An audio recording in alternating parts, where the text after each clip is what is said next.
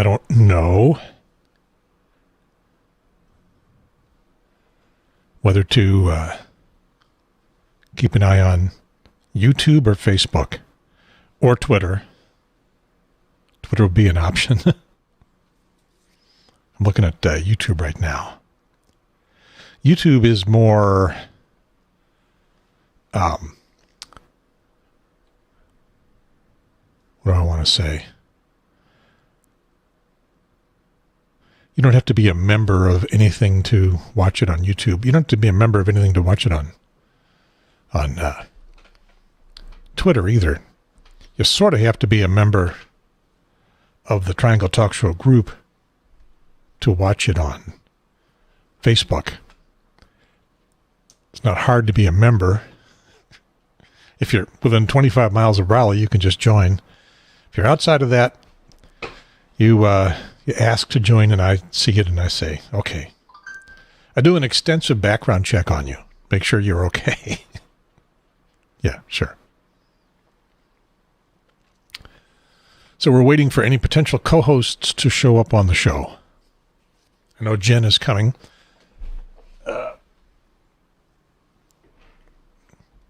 Didn't get a go, no-go from Brendan, but it was going to be dicey in general. I don't see a response.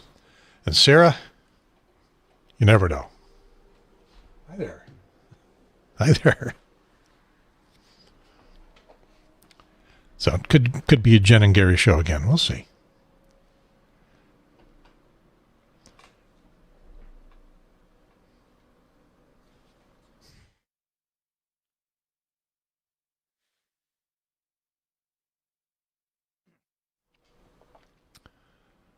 And by the way, I am out of gas today. I don't know why. Got up late. Stumbled to breakfast, which was really, brunch. No, it was lunch. There was no breakfast about it. It was afternoon. And it was good, but it didn't charge me up. There comes Jen. We're on the air, Jen. The entire world is observing our performance at this time. And I don't hear you. Yay! Hi, entire world. And now I hear you. So I'm watching the YouTube playback, just in case somebody wants to go on YouTube and send us a chat. So we'll see. In the pre-show, we got 2 minutes of pre-show left, technically, and then as much as we want after that. Let me get this. Let me get our side-by-side. Okay, our side-by-side is working. It's working good.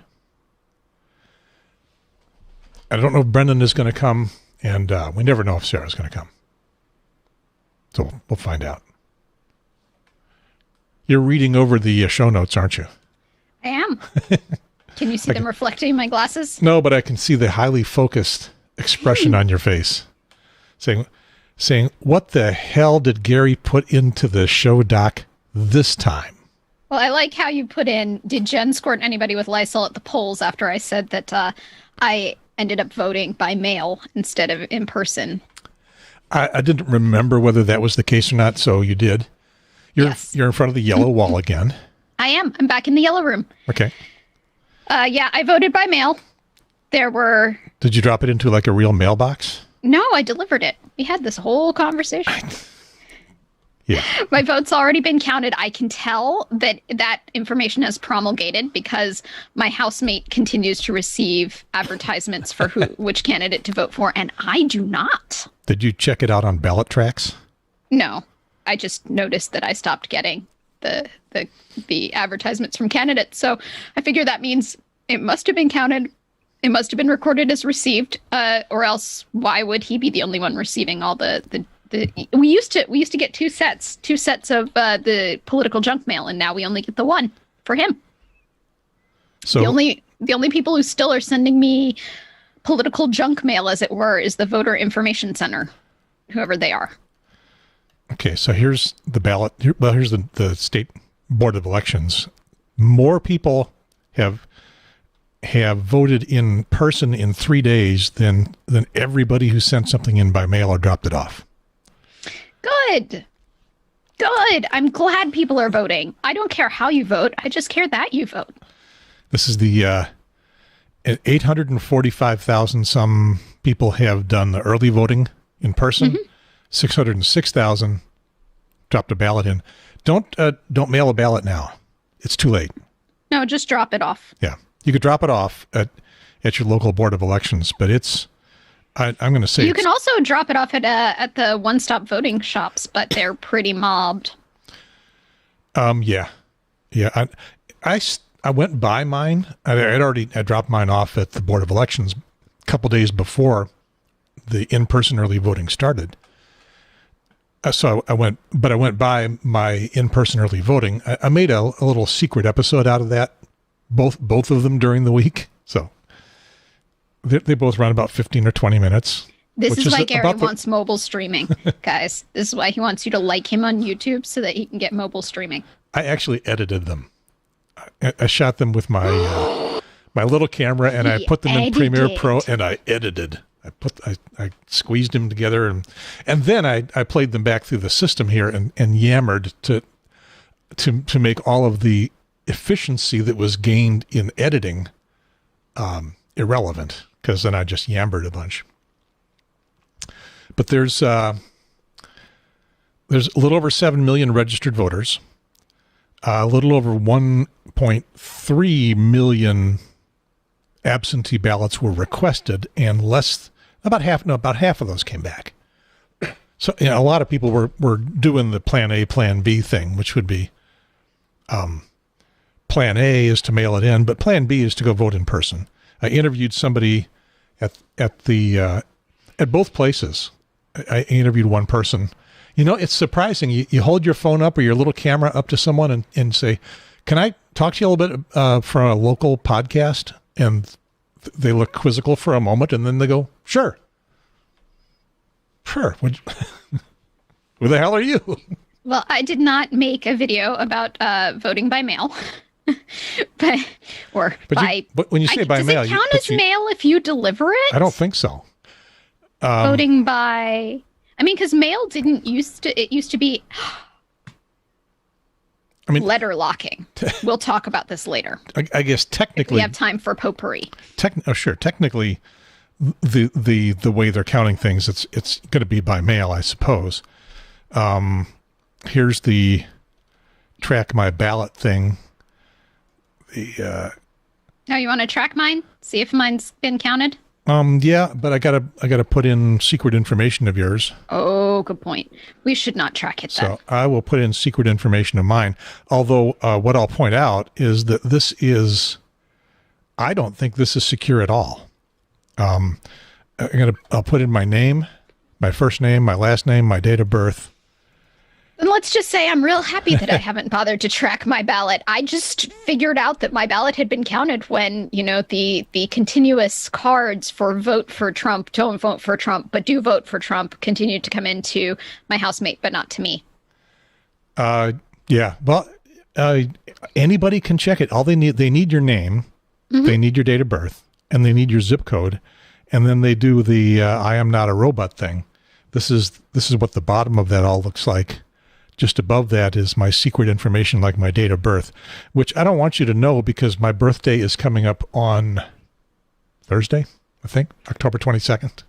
Yeah, I'm surprised we're having a podcast today, given that you said the week of your birthday you were taken off. But next Sunday. I'll be taken off. Then how are we going to throw you a happy birthday party? It's going to have to be later. It's going to have to be now. So anyway, here's the ballot tracks thing, and it shows that I am completed. Before I did this, when you looked down at the details thing, the ballot requested, I did this online on October 3rd. They mailed it out on October 6th. There were 2 more lines for putting things back in the mail. Evidently, when you put them back in the mail, there's a tracking thing that goes on, and you could be notified when the post office got it and notified when the post office delivered it, and then finally notified that it's accepted. Since I dropped it off, I missed those two pieces, and they're not even here to see. And so my ballot was accepted on the 15th. I took it in on, I think, on a Monday, and they said 48 hours, so that would be Wednesday, and by middle of the day Wednesday, it hadn't gotten that accepted thing. By the end of the day Wednesday, I hadn't gotten the completed thing. But listen, you said we have to have the party now. Okay. So for those of you on the audio only podcast, I have virtually stuck a party hat upon my head, and Gary finds that hilarious. Yes, and I wasn't looking when you did it. I saw a little flash on the screen. Anyway, so the completed thing happened the next morning. It was a little more than 48 hours, but it was the next morning. I've got something to put on my head. It's not a party hat, but it's sort of a birthday present to myself. This is not going to work with headphones. Let me take this opportunity to bestow the virtues of the in-ear monitors. Yeah, I have bleed speakers. I can hear you. It's not very loud, but I can hear you. Brand new bicycle helmet. Yes, you mountain biker. It is a mountain bike helmet, ladies and gentlemen, and it is red. Technically, it's a motocross. Bike cross. It is a motocross helmet, and it is red. Yeah. Audio only podcast, folks. And he does not have his chin strap clipped. Not that that makes much of a difference to your audio listening experience, but he's about to clip them. Listen to this. Now it's clipped. Okay. So now he can ride his bike in public. Yeah, I got the motocross one because it had a little longer sun shield, and I really like keeping the sun out of my eyes. And I should have gone for a bike ride today because it is beautiful. It is absolutely gorgeous. I have been outside on my patio all day today, except for this exact moment. Yep, but as I was explaining to the audience, I'm just kind of out of gas today. I woke up with a spring in my step. I made tea from scratch.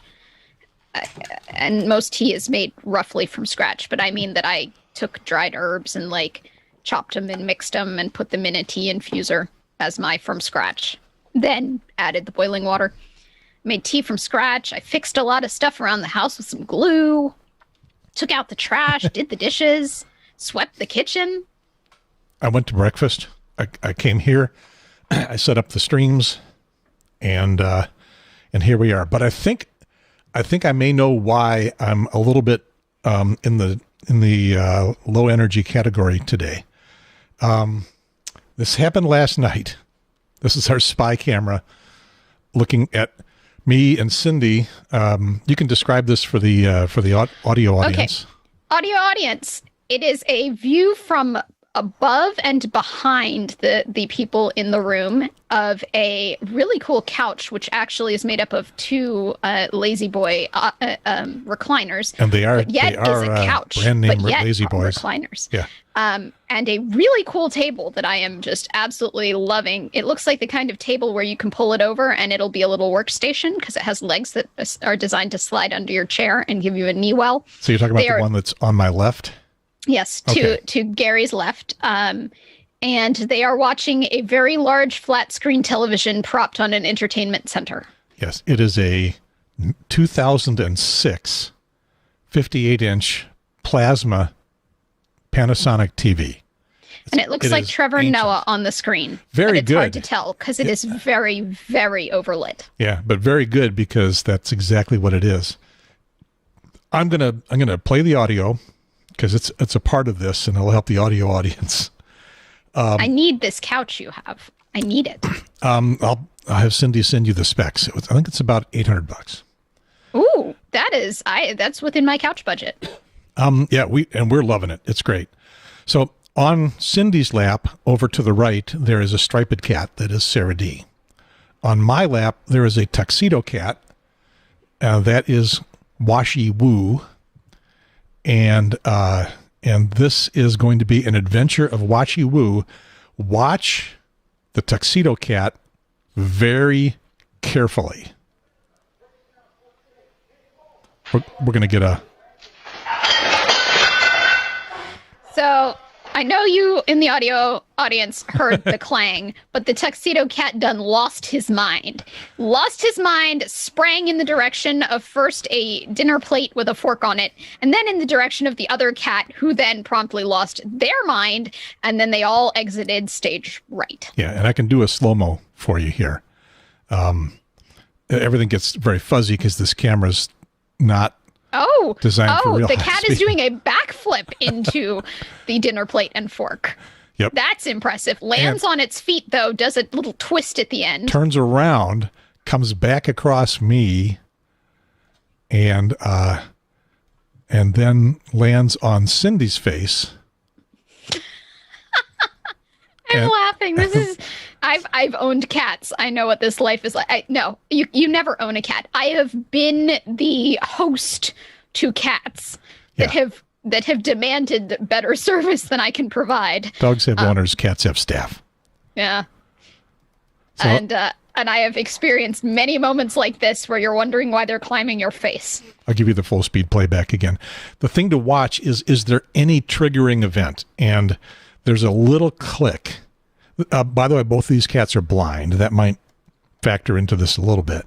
There's a little click that you can hear in the sound, and then she seems to react to that a moment later, and then, the all hell breaks loose. And I'll have to push the explicit button if you catch it, because my expression is fuck. So here we go one more time. Here she comes. I'm sorry, I turned the wrong fader up. Let's do this again. Let's get the sound.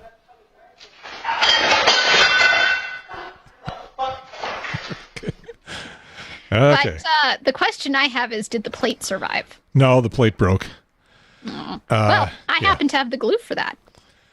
I don't know if we kept all the pieces. We only hit of the set of 8. We have like 4 left, so it's time for a new set of those. I guess are back out to Replacements Limited. Yes. What, Burlington is it? Yes, I have. Replacements Limited has taken the ugly china that I've inherited off of my hands, especially since I inherited like 3 pieces of it. What am I going to do with 3 pieces of a discontinued china pattern that I find ugly? I'm going to sell it to Replacements Limited so that it can make somebody else very, very happy. They give you any like real money for it? No, but it got it out of my... So it accomplished 2 goals, and enriching me financially was none of the goals that I was really looking for. It got it out of my house, and it got it out of the waste stream. So the ugly china, it was never going to have longevity in my house, but at least it didn't go in the trash, and it's not languishing in a thrift store somewhere where the very person who desires it can't find it. It's at Replacements Limited, where if you know the name and pattern of what it is you're looking for to complete your set, you can very easily contact them and they can give it to you. Yeah, it can make somebody very, very happy. It is. I live with the belief, maybe misplaced belief, that somebody somewhere is going to be very, very happy with those. They should send you a notice when your like when you donate an organ. I guess when you've donated an organ, they don't hang around very long. Fair. But in some country, I don't remember what country it was, but I just learned this week that in a particular country, not ours, when your blood is used from blood donations, you get a text message letting you know. You don't get to know who it went into, but you get to know that it was used. This has led, they have found, to increased return donations, because people then are like, oh, it's necessary. People are using this. This really works. Yeah, and they come back and they bring their friends. Don't you want to text? Don't you want to save somebody's life? Yeah, I can't donate blood anymore. When you've had cancer, they won't take your blood. I can't donate blood anymore. When you've been to England, they won't take your blood. For a long time anyway. Or is it forever? Forever. I am forever banned. Had I some Crutchfield Bernice's disease. Do you know what the name of the... Mad cow. Yeah. Okay, I was going for the official name. Yes, the prion disease. Yeah, I happened to have spent... So it used to be, it was only a few months, but it had to be like a cumulative few months over a 10-year period. And of course, I met that quite easily because I have spent many, many, many months over a 10-year period in England, what with having family there and family reunions and going on all school breaks and so on and so forth.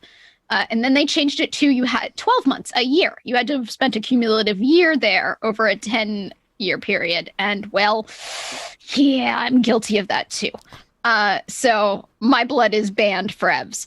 But or until they change that rule. I'm hoping that maybe they'll change that rule because I'm a vegetarian and spent 0 time on farms, and I feel like that's enough to make me not have mad cow. And I was a vegetarian for all that entire decade, and I've been a vegetarian since I was fresh out of Pampers. And now you have to be a vegetarian. Yes, yeah. See, I'm remembering some things about your life. But yeah, so just Red Cross, hey, what's up? I want to give you my blood. I really do. It's great blood. It's the best blood. Am I orange enough? It's the best blood. It's so great. But I can't because I honestly answered whether I'd been to England before or not. And I understand that people lie on those screening questions, but I can prove that I am a vegetarian. No pieces of no cows. Nope. I have the best blood. I am O negative. You do have the best blood. I'm O negative with a list of rare factors this long. And now they can't use any of it. But I used to give double donations where they would take 2 pints out, suck the juice back out of it, put it back in me. But they got two donations worth of platelets in the one donation period. So I bet gallons. No more. I have never donated blood, but I am the biggest cheerleader. I have sent many people in my stead. There have been many people who won't donate for them, but they will donate for me. So, all right. Notice I do what I can. I'll get a little bit higher in the frame. Notice I'm wearing Q merch. I do. And what could that possibly be? Preferably not something that's going to get you kicked off of Facebook, Twitter, or who else is kicking off QAnon? We'll give them a moment to decide whether they think that I'm QAnon or not. I'm not sure if they can scrape it off the video, pick it off the audio, or if you have to actually type the stuff in. Welcome to our host, Gary, who very much likes to push envelopes. He pushes envelopes with intellectual property. He pushes envelopes with conspiracy theories. He is an envelope pusher. Yeah. So here's the... it's barbecue. Yes. It's a restaurant down in South Carolina's Beaufort, right? Yeah. Okay. It's a restaurant down in Beaufort. It's Beaufort here. I was about to correct you if you were like, Beaufort. No, it's Beaufort. But yes, yep. South Carolina does it backwards. Just like Topsail and however they say it wrong. Very good. Topsail. Very good. But the restaurant name is Q on Bay, and that could be, that could be the headquarters for Anonymous Q as far as we know. And this is just, they pulled it over on me. They do happen to have good barbecue, but, that's I'm like perfectly comfortable with conspiracy theorists being able to cook some good food. I am not so perfectly comfortable with conspiracy theorists being thought leaders. And yet so many of them are. They shouldn't be. This is a topic my mother and I frequently discuss because she teaches philosophy. And so one of the things that she does with philosophy is she tries to teach her students to evaluate arguments and claims. And she has said that on continuous student evaluations over her very, very, very long teaching career. She started teaching before I was born, so it's a long teaching career. The comment that is usually left on the professor evaluations is like, you taught me that I can say, oh, that's interesting, but why should I believe you? And this is, she just hates that people don't seem equipped with that tool in their toolbox. And so they find a reason to start believing people rather than saying, where's your proof? What you got? Cite your sources. Give me some backup. Can you give me this information from a reputable source, not just your mouth? I've got a note down in the show doc of something the News and Observer is coming up with on the 20th, 2 days from now, a disinformation. It's a town hall about disinformation. at noon on, so I guess that would be Tuesday. Does nobody pay attention to their school librarians anymore? That's like the whole point of having that library as a special. It's not so that you can check out the next Goosebumps book from the school library. It's that your school librarians are supposed to teach you how to evaluate information sources. I learned it. I paid attention when my school librarian was talking about how to tell a reputable source from an unreputable source. And while NC Live is a ridiculous database to be able to have to get into and drives me batty and looks like it was coded by an engineer who knew perfectly well what they wanted out of it, but didn't have any thought to the end user. Like, if I can't find it on NC Live, it's probably not a reputable source. And the New York Times is on NC Live. And NNO is on NC Live. Is this the NC Live we're talking about? Mm-hmm. Yeah. It's a good first stop for finding reputable sources. And you can log in with your library card, which you should have. Okay. Yeah, it's right here. I got it right here. Oh, it's in my other pants. No, but I mean, everybody should have a library card. And that's how I get around the paywall for the News and Observer and for the New York Times and for a variety of other things, because my library card gives me access.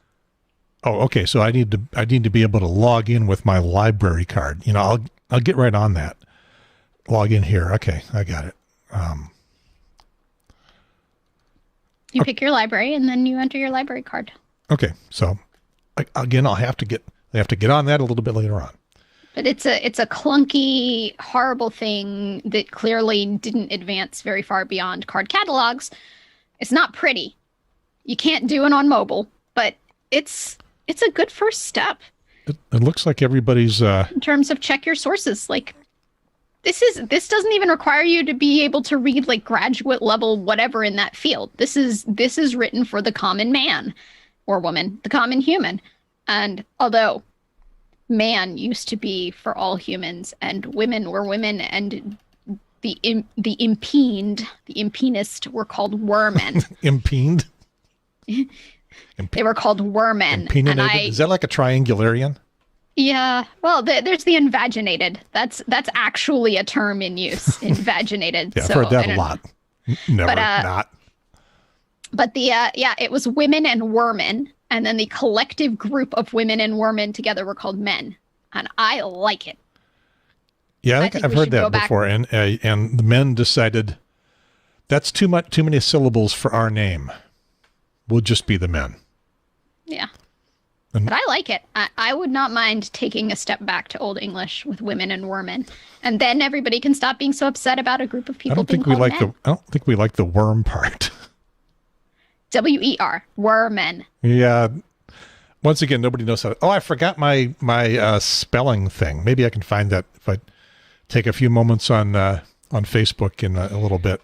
And you can check the legitimacy of the claim that I've just made to you by going to NC Live and doing a search. Do I have to log in for that? Yes, but you should have the library card. Any day now. But that's the like, okay, that's nice, but why should I believe you? There's your why should I believe you. You can check.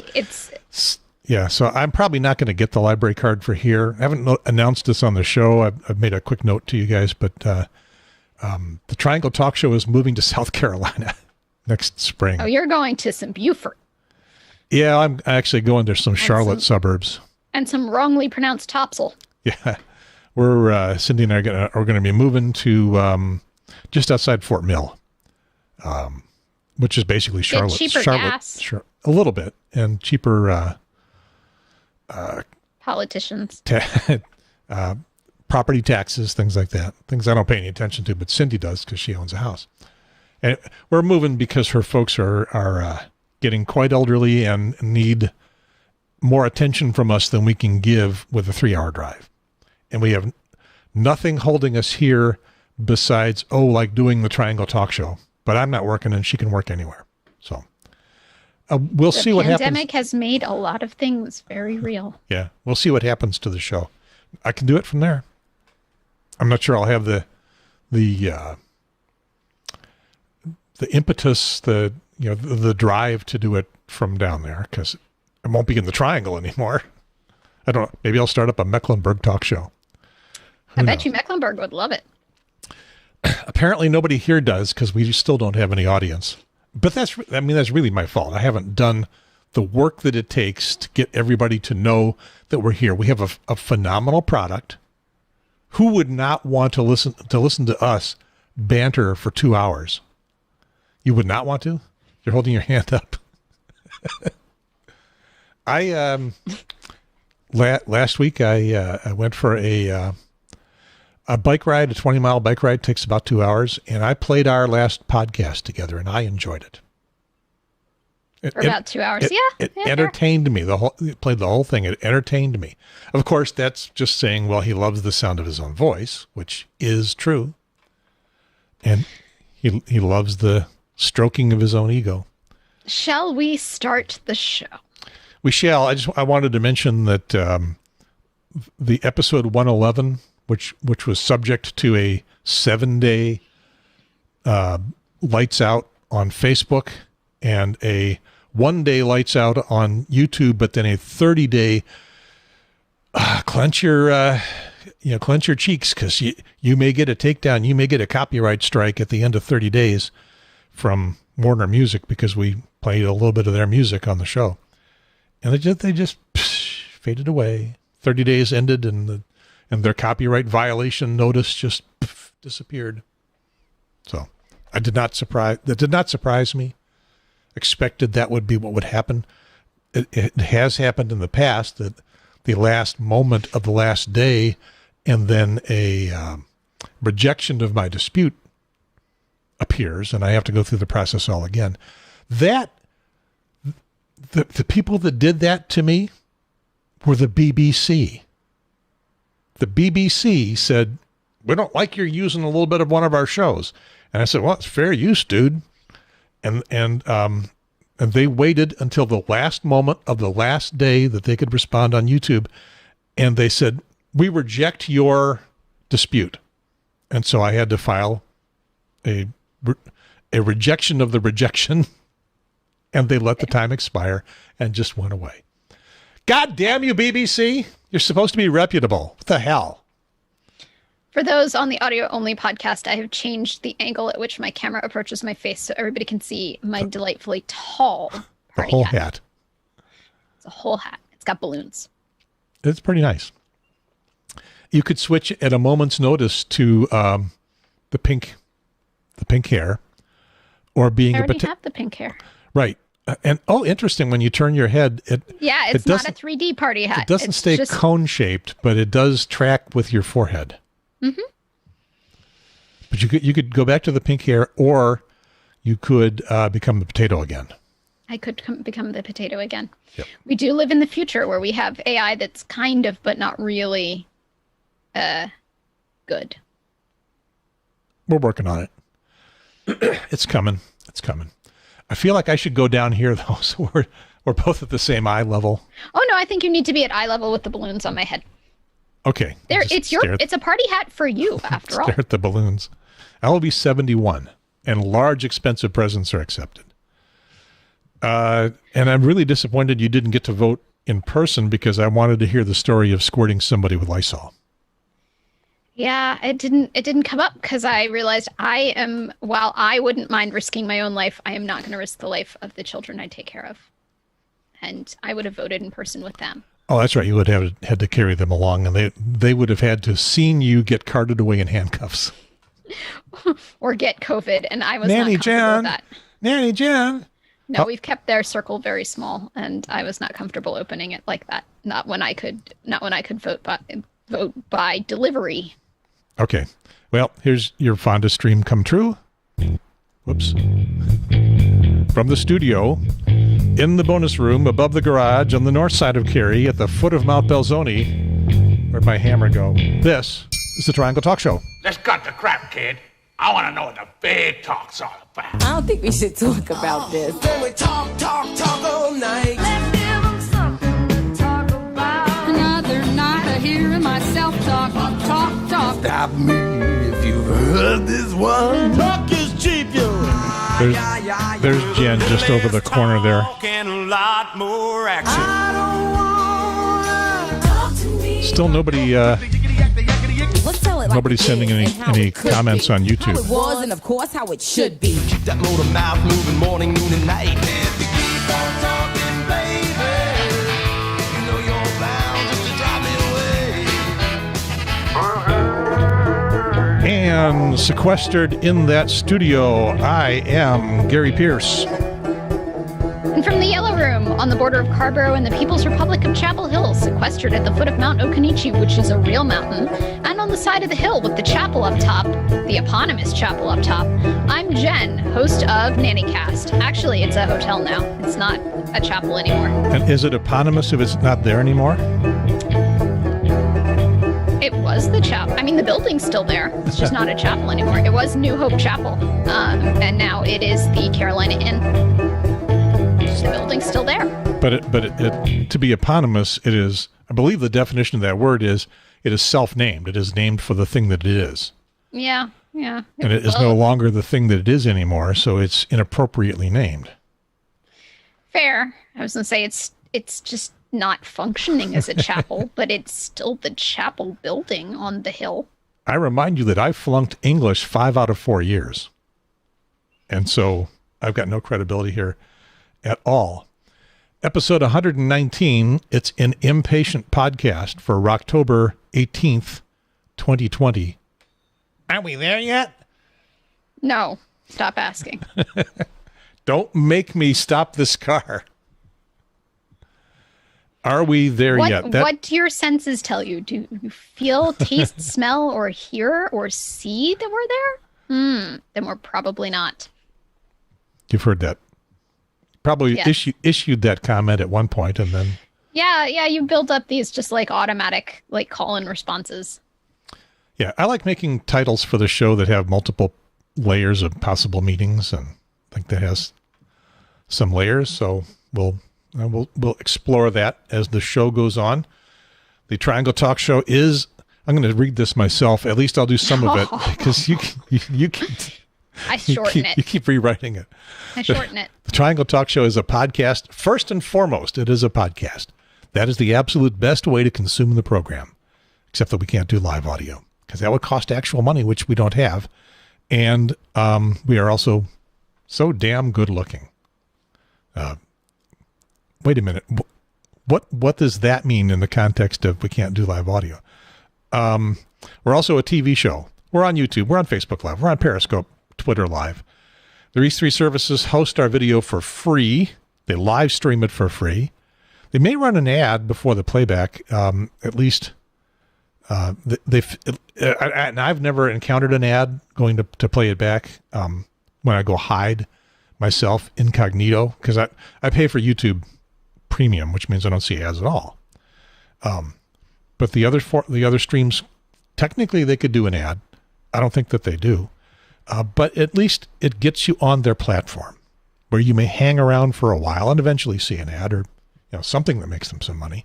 I don't know if I feel bad that I'm not helping them make money for all the bandwidth that they're giving me for free, but they are.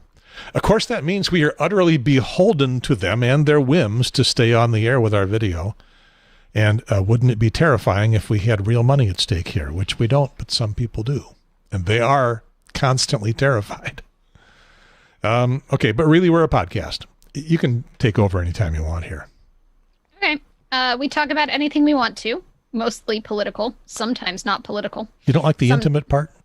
Sometimes about NC Live. And my gripes with the design of that database. It's a good database under the hood. It's just that you get to see under the hood at all times. I wouldn't mind it having a pretty outer shell. It's like a bad WordPress site. Yeah, we aim more or less to be interesting to those people living in the Triangle. Gary is trying so desperately to get a word put in Urban Dictionary whose definition is the people who live in the Triangle. He wants that word to be triangularians. If anybody wants to edit Urban Dictionary, I will accept it as a word. Until then, no. Is a two-person process? Somebody suggests, somebody else accepts? It does for the everything to database, but I don't know about Urban Dictionary. Okay. I submitted my own word to Urban Dictionary and it got rejected. Damn. I think I submitted something about this to Wikipedia, and they said you can't submit yourself. So if somebody out there would like to submit the Triangle Talk Show to Wikipedia, then Also, the tahini effect.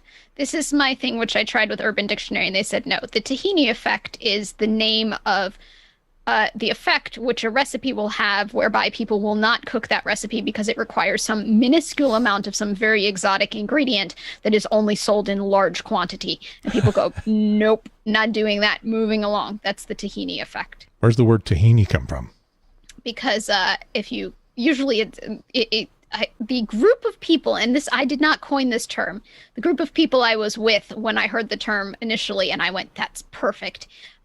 It was about a recipe for hummus that required, 1/8 of a teaspoon of tahini, and tahini is only sold in like 3-cup jars. And they said, yeah, the tahini effect really affects like making hummus.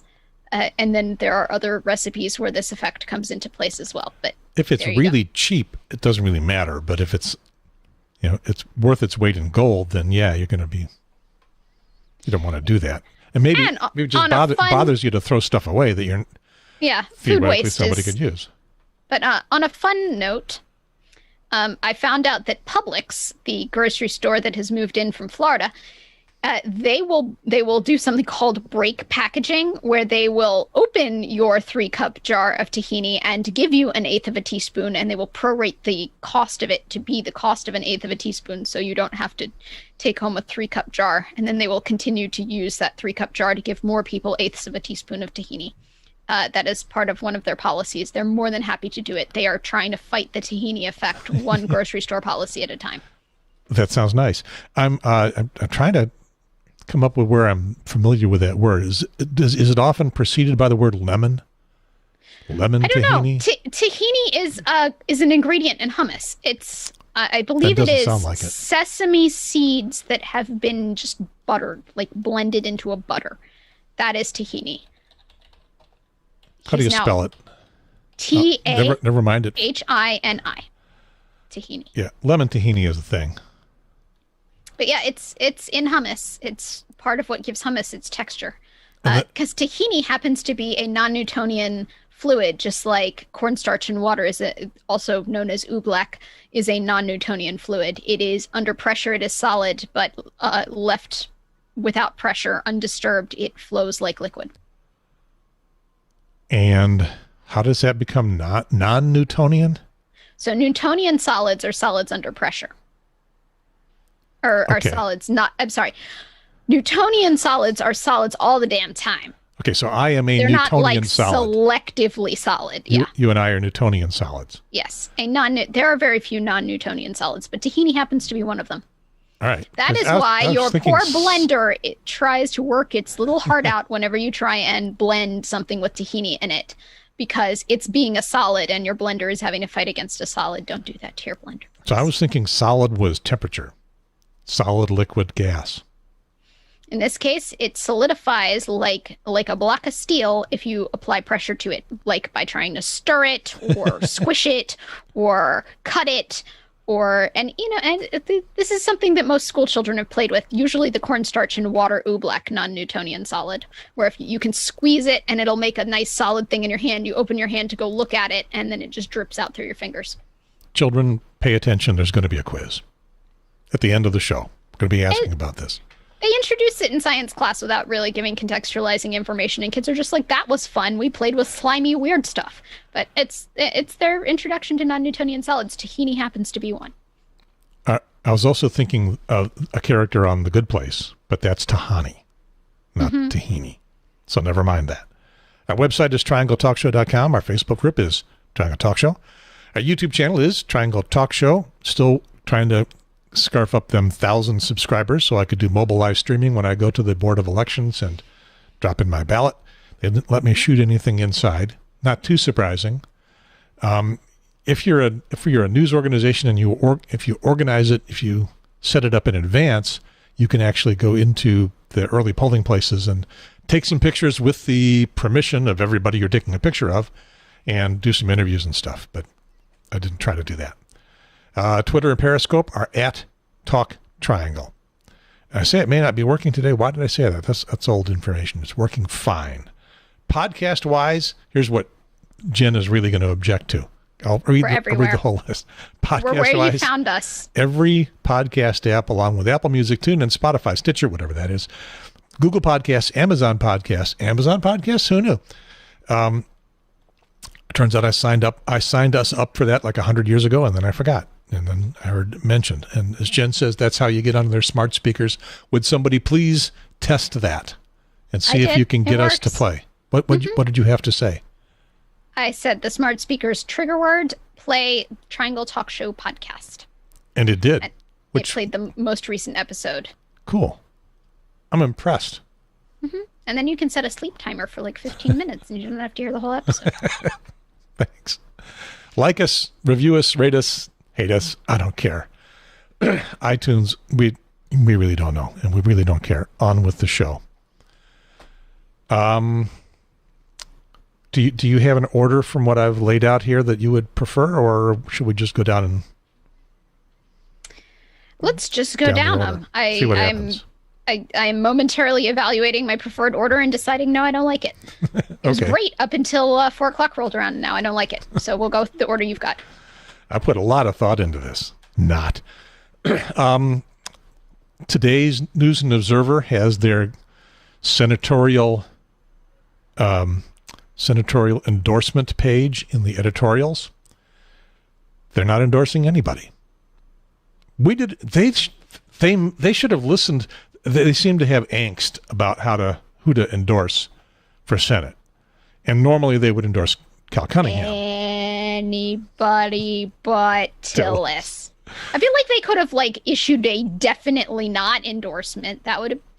You don't have to say who you do like, but you can do a hate. They kind of did that, but yeah, but they put it in bigger words. They didn't just come out with does not endorse Tillis. Yeah, the way they expressed it, if I recall correctly, is we would have endorsed Cunningham, but then he went and got his dick wet somewhere that it shouldn't have been.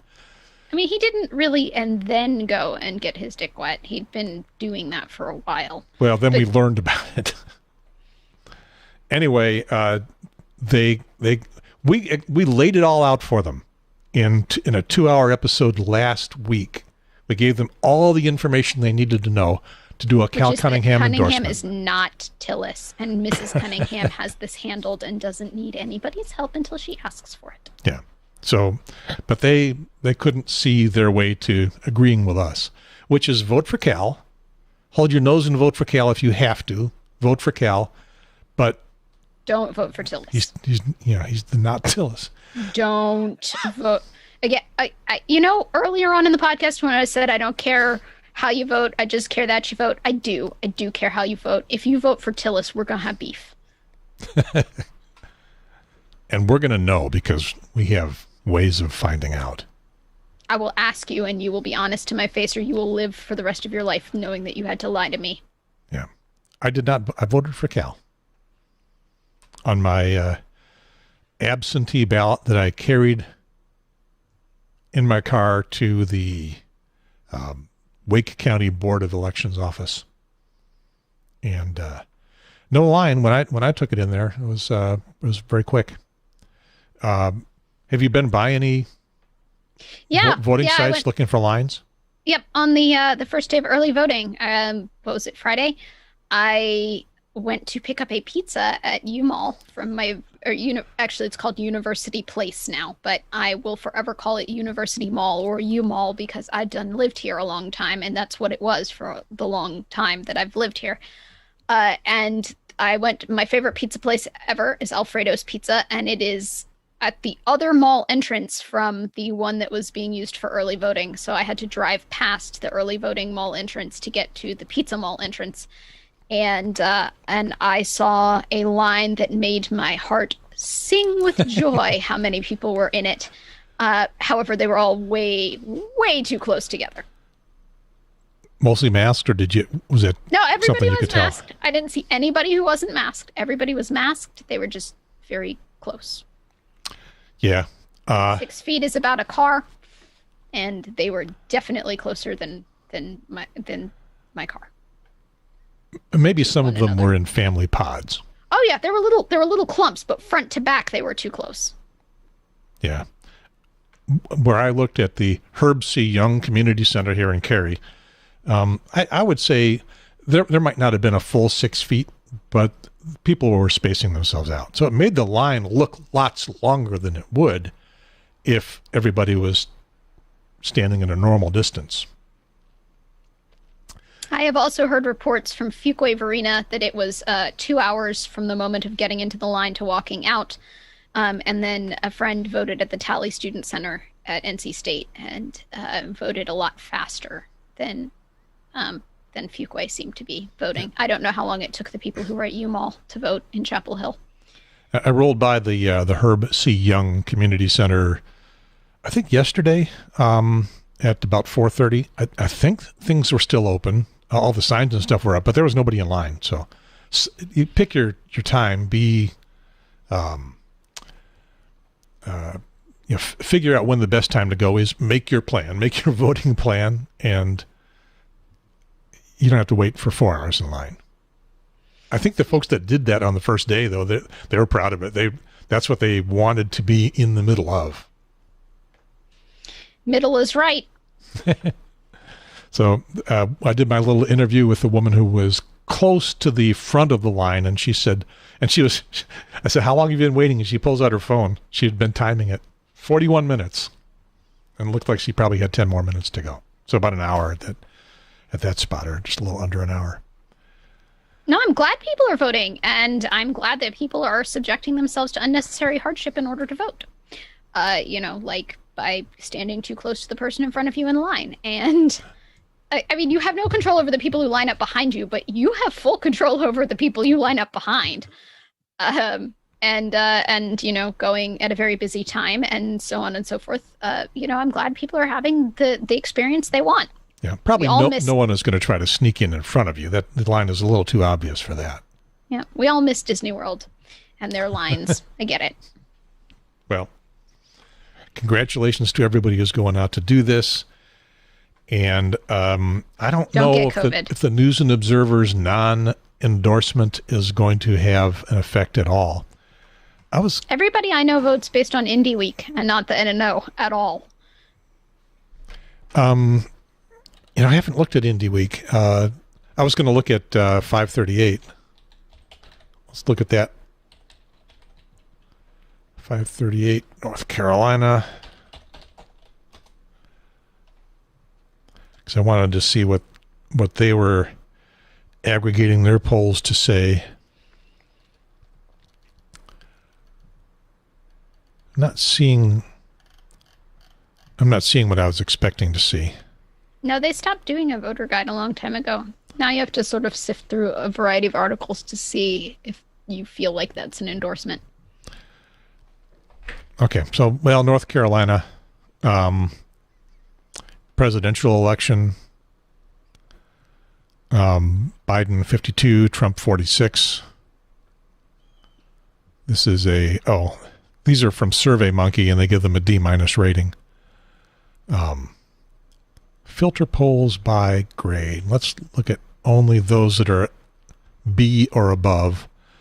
Emerson College, October 13th to the 14th. Dead heat.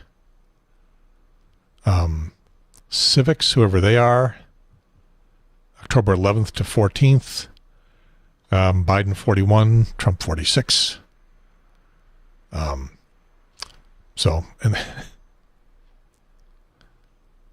you've got a whole birthday milieu going now behind you. I do, because I'm not on camera, so therefore I can... You can play. I can play. Yeah, but it was distracting me out of the corner of my eye. I got a better hat now. It's blue. Okay, we'll show off your hat. It matches the little blue light from your fuzzball microphone. But I can turn my head and it stays a cone. It stays forward facing. Yep. Anyway, keep going. Polls, yes? Yeah, I remember something where they had a lot of little bubbles. But anyway, Emerson College, October 13th, 14th. It's an A- rating and pretty much dead heat. Cunningham 45, Tillis 44. Not Tillis. Guys, I need you to repeat after me. Not Tillis. Yeah. What is this more thing? Because for NC governor, which for those of you on the audio only podcast, he's now looking at the governor polls. There are more people running than just the Democrat and the Republican. We have the Green Party and the Libertarians on the ballot. Okay, so yeah, for governor, it's closer than I thought it would be because Forrest is a nut. Forrest is a nut. Cooper is ineffectual, and Forrest is a nut. Why? Why is everybody's benches so shallow? Why? Any North Carolina governor is going to be somewhat ineffectual because they aren't given a lot of power. Yeah, but he's got a bully pulpit, and he was afraid to use it. Yeah, and he had a supermajority against him for most of his term. In the last 2 years, he had a bare not supermajority in, what was it, the House, that they could override. They were capable of overriding another vote in the House. So, I don't know. It's not a great... Yeah. Listen, if I was governor, because, I wanted an executive position, I'd have called their bluff. You might be able to override my veto, but you're going to have to. I'm not going to not veto something just because I know you're going to get around to doing it. I'm going to make you put effort in. You want to override the veto, you got to work for it. But he doesn't. And the least he could do is that. He could try. Think he would do better if he had a house or both houses? Sure, everybody would do better. But also, if you set it up so that they have to override your veto, then you set them up to have to explain to their constituents why they overrode your veto. You're adding a layer of complexity, and there's a chance that somebody's not going to ride that out the way that the way their party affiliation says, because they realize this is the death knell for their constituents back home. Especially if you do really, really well on the messaging of why you're vetoing it to begin with. Yeah, and if you get them explaining, of course, they're losing if they have to explain. Yeah, there's ways to metagame politics, and he's just not. Do you think he doesn't know how? Huh? Do you think he doesn't know how, doesn't want to, is scared to? Is a different calculation that it's not a winning game for him?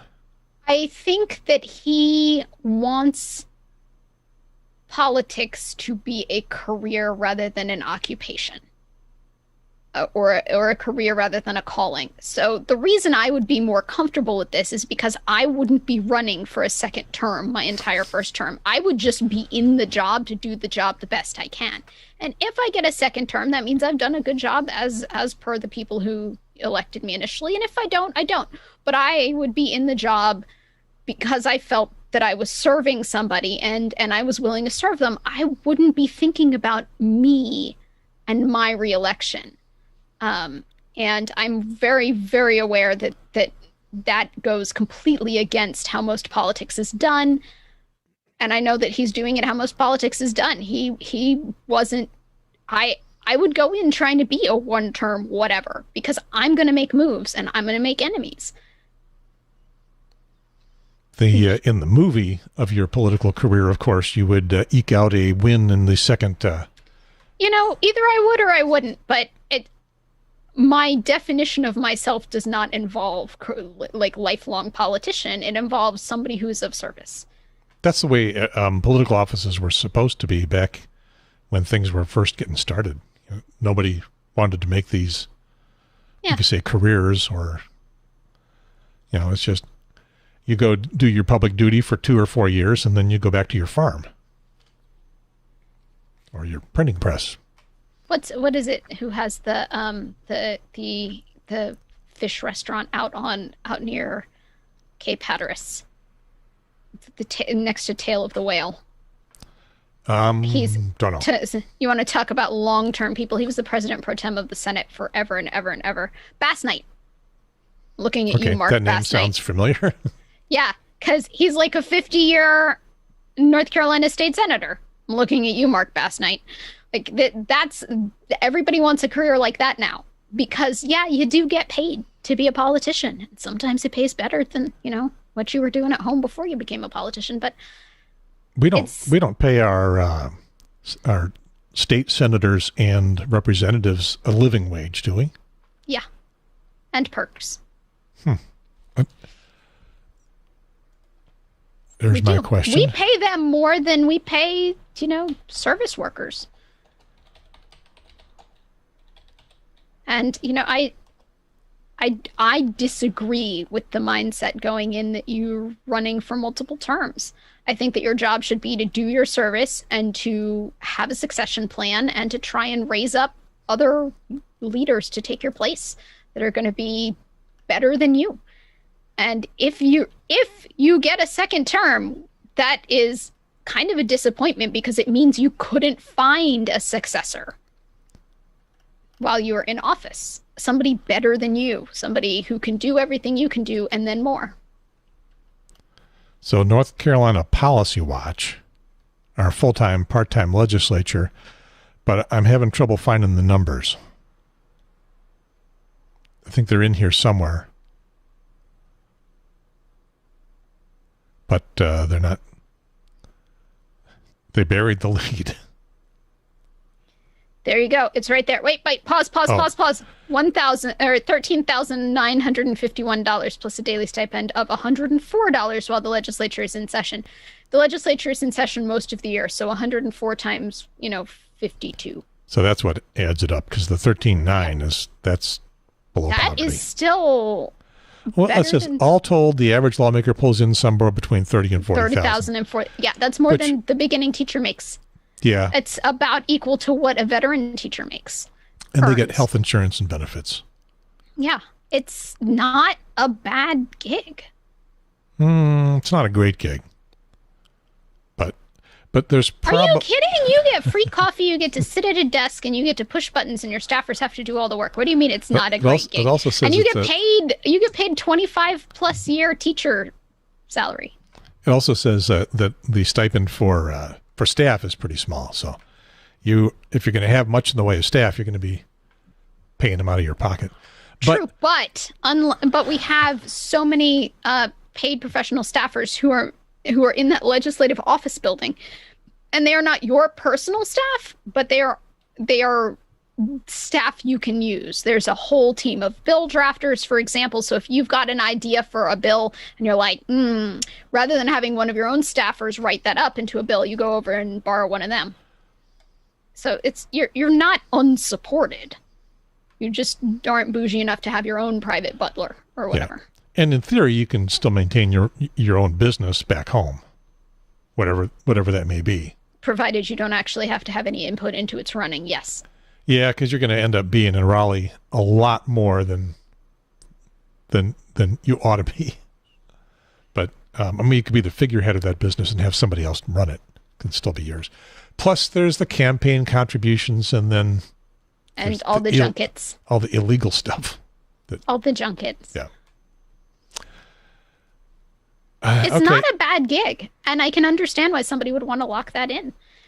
But at the same time, maybe you shouldn't be in public service if your definition of public service is just to fulfill your career or your career ambitions.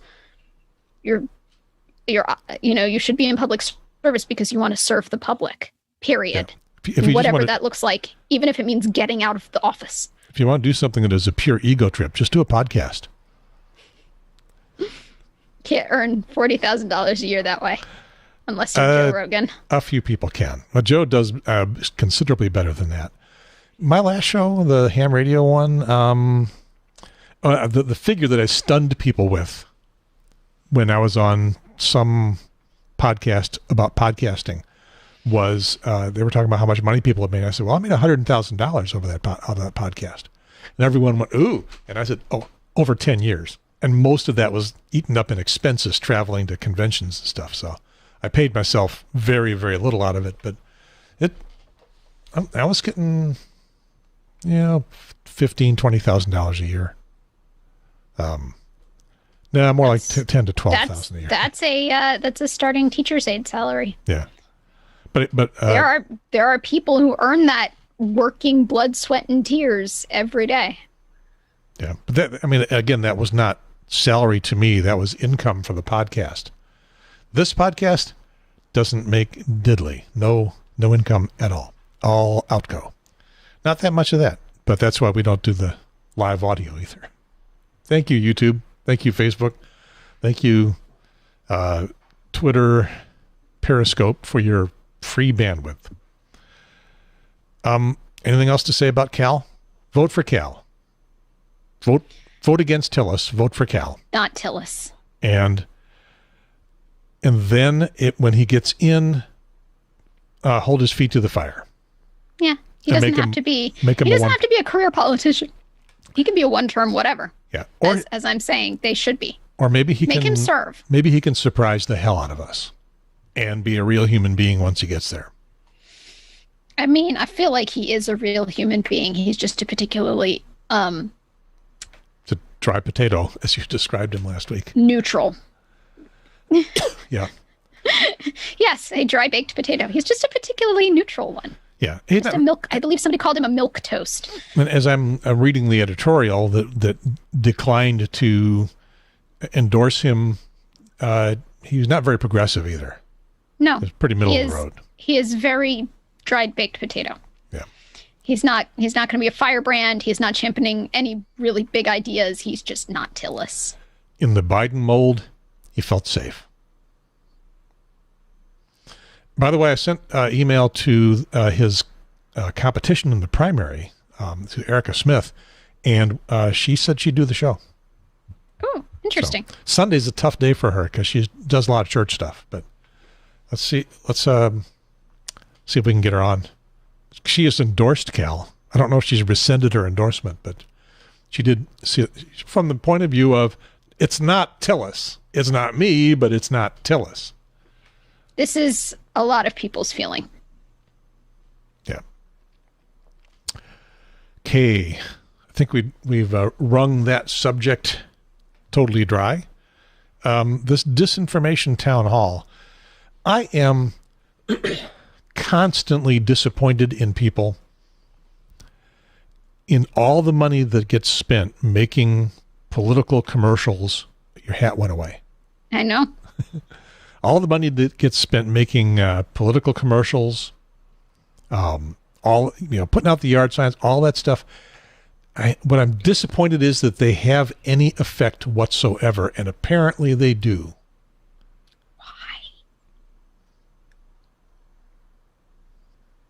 Yeah, that's my question. What you out there when you watch the news, and I know most of you don't, but when you watch the news, WRAL or WTVD or WNCN at 6 o'clock, and they do their first block, and then there's 4 minutes of back-to-back political commercials at this point in the election cycle. Do those influence you at all? Does something you read from somebody who posted it on Facebook? Well, we all like to repost cute, funny, jab them in the ribs memes that we think are clever, but most of us don't believe them. I don't think. I don't know. The number of people who think that you can remove a stripped screw with a rubber band. And they will fight on that hill. And I'm like, if you can remove it with a rubber band, it's not stripped. No, wait, I'm lost here. Explain. So you have a screw, usually a Phillips head. And what they're doing is their screwdriver is camming out. Oh, the head is stripped, not the threads. Well, and the head is not stripped either. Their screwdriver is camming out, which is a Explain feature. camming out. It's where you're screwing in a Phillips screw with your screwdriver, and it sort of pops out of the screw. Just goes fuck, and it's not doing anything anymore. It's not doing anything. That is a feature of a Phillips head screw. They do that on purpose. It is designed specifically to keep you from over-torquing the screw. Oh. And then some people take a rubber band, like the flat rubber bands, and they put the flat side against the top of the screw and stick their Phillips screwdriver back on it, and then your screwdriver won't cam out because friction with the screwdriver, on the rubber keeps it in. But it's not a stripped screw. Your screwdriver camming out is not because your screw is stripped. If your screw is properly stripped, the rubber band won't do anything. You need a screw extractor. So I've got I'm not going to be able to do this because I don't have the. And then there's the one about using tea lights to be a room-wide space heater. That's another one. Okay. So here's the screwdriver. Yep. Here's the rubber band. So it goes. You just put it over the tip of the screwdriver, and then you like press that into your Phillips head screw. And then you can get more torque. You can. More torque than the screw was designed than it is designed to take, yes. That's exactly right. And then you'll strip it, or you'll strip the thread. Yeah. Yeah. I mean, if you torque to be through, you probably should not be using a Phillips head screw. There are any number of other screws where you can put nigh unlimited torque on them, like a flathead screw. Ooh, my internet connection's unstable. No, it's telling me my internet connection is unstable. I have gigabit. Oh. I have Google gigabit fiber. My internet connection is not unstable. The hell are you trying to talk about? Zoom's? What if it's Zoom's internet connection is unstable? Because you were breaking up a little bit. Your audio was breaking up. But it was telling me on my screen that my internet connection was unstable too. So if it's telling us both, then that means Zoom's down. Just use a flathead screw and a flathead screwdriver. Beautiful. I love my new eyes. So for those of you on the audio-only podcast, Gary has put his internet connection monitor over my face. Yeah. Specifically over my eyes. I'll get it off your face. Now it's on my chin. The red line is receiving, and the green line is me sending. It's big because I'm sending to a whole lot of places. The red line, things are getting better and better and better, and then they kind of took little chunks, but now they're good again. Yeah, I blame Zoom. Who knows? But yes, so again, when you say people don't believe the memes, they believe that meme. They believe about the screwdriver. Oh, I think they believe all of them. I'm just disappointed that they believe any of them. And then they believe that the tea light candles plus some terracotta flower pots can make a space heater. Tea light candle. What are tea light candles? They're the teeny tiny little candles that are, maybe an inch high and like an inch and a half around, and they come in a little aluminum whoozy whatsy cup, and you're supposed to I don't know why they call them tea light candles. Else does, but tea light candles. Breaking up again, Captain. Here, let's take a look at tea light candles images. Yep. Okay, now I know what you're talking about. So you're saying that you put a few of those out. One or sometimes three, depending on the recipe. And it's gonna make one a or space sometimes heater? three into a terracotta flower pot, and then and then you take another terracotta flower pot of the same size or a bigger size, and you vert it over the first one to make a really weird.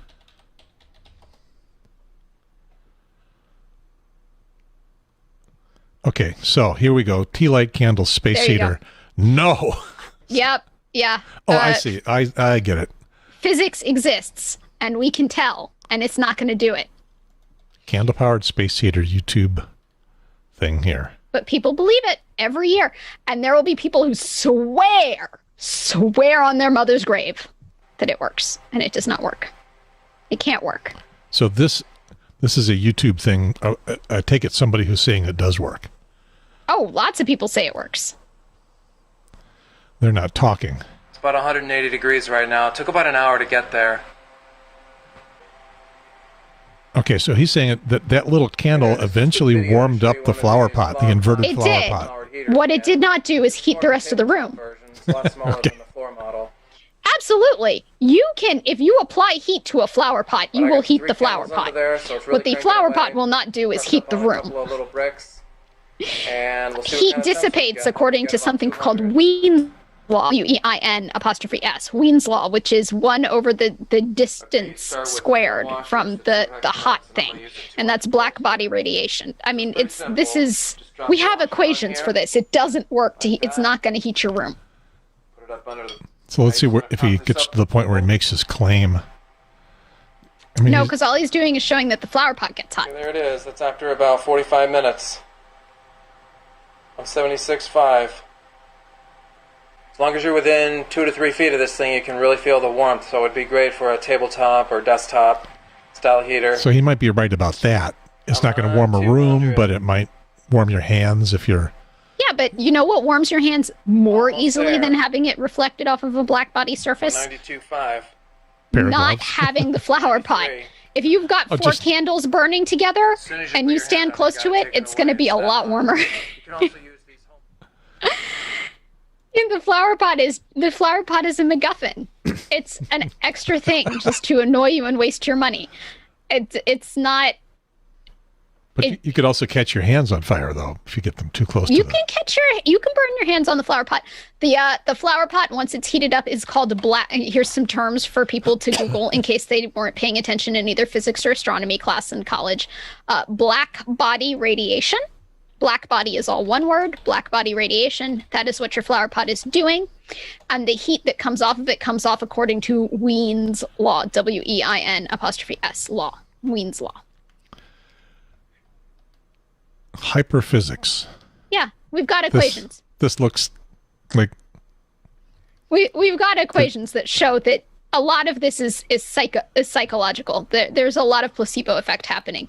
You think it's warmer because it's the same reason why lighting a single candle will make you feel like your room is warmer. It's cheerier. You think it's warmer. It's not warmer. So the modes per unit frequency per unit volume in the classical formulation is 8 pi v squared over C3. But in quantum, it's 8 pi v squared over C3. Well, that's the same thing. Yes. I have no idea what I'm saying, No, you don't. but I'm enjoying saying 8 pi v squared. So yeah, it's it's all about tricking your mind and not at all about tricking your skin. So a friend of mine has fun with friends with this little physics experiment. The question is, if you have a bottle of beer or a bottle of soda and you want to chill it down, which is more effective, putting it in a tub of water full of ice or putting it in a freezer at 0 degrees? Tub of water full of ice. Of course, but most people will say, well, 0 degrees, that's colder than the ice. Ice is 32. I know my basic ice. Yeah, I passed my science classes. I guess we need to explain why the tub of water is going to do better than the 0 degree freezer. It's all about surface contact. Yeah. So air is a really, really shitty radiator. No, it's radiator. What I'm looking for: convection, conduction, and radiation. No, conduction. Air is a really, really poor conductor, and a conductor is a thing which will either put heat into your object or take heat out of your object by sheer touching. Air sucks at that. That is why air is used for insulation. Welcome to Physics with Jen. Air is used for insulation. The pink fluffy. Let me get my thumb in the pink fluffy. What's it called? In the pink insulation in your walls. Yeah. Whatever. Fiberglass insulation in your walls. The pink stuff isn't really serve any purpose other than that it creates little collections of air. The air is the thing that's keeping you warm. Air sucks at being able to take the heat out of the beer. Meanwhile, you've got water, and water is better than air. And with the ice in the water, the ice is helping take the heat out of the water, and the water is helping take the heat out of the beer. Making full contact with every part Yep. of the Yeah, bottle. well, the air, when you put the beer in the freezer, the air is making full contact with every part of the outside of the bottle, too. That's a good point. But Yes. but it's not a very good conductor of heat. No, it's a sucky-ass conductor. So why don't Horrible. we fill our freezers full of water? Because what's going to happen to the water when you put it in the freezer? When you open the door, it's all going to run out on the kitchen floor. No, it's a freezer. If the freezer works, what's going to happen to the water when It you will put it in the become freezer? ice.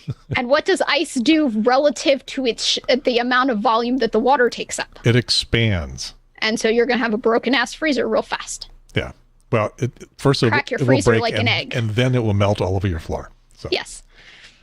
still no comments on YouTube. But thank you for attending physics class with Jen.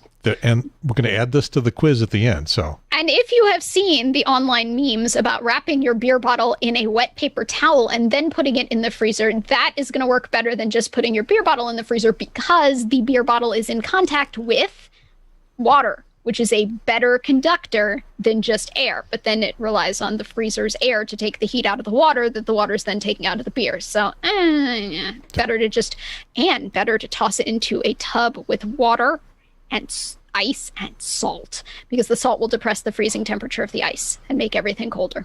And then even colder water will take the heat out of the beer. Even faster. Yeah. And why am I saying take the heat out? Because you don't put cold in, you take heat out. Heat is the thing that either is in something or out of something. So cold is just heat that's been removed. Yeah. Unlike, for example, light, where you can use a dark sucker to pull the light out of something.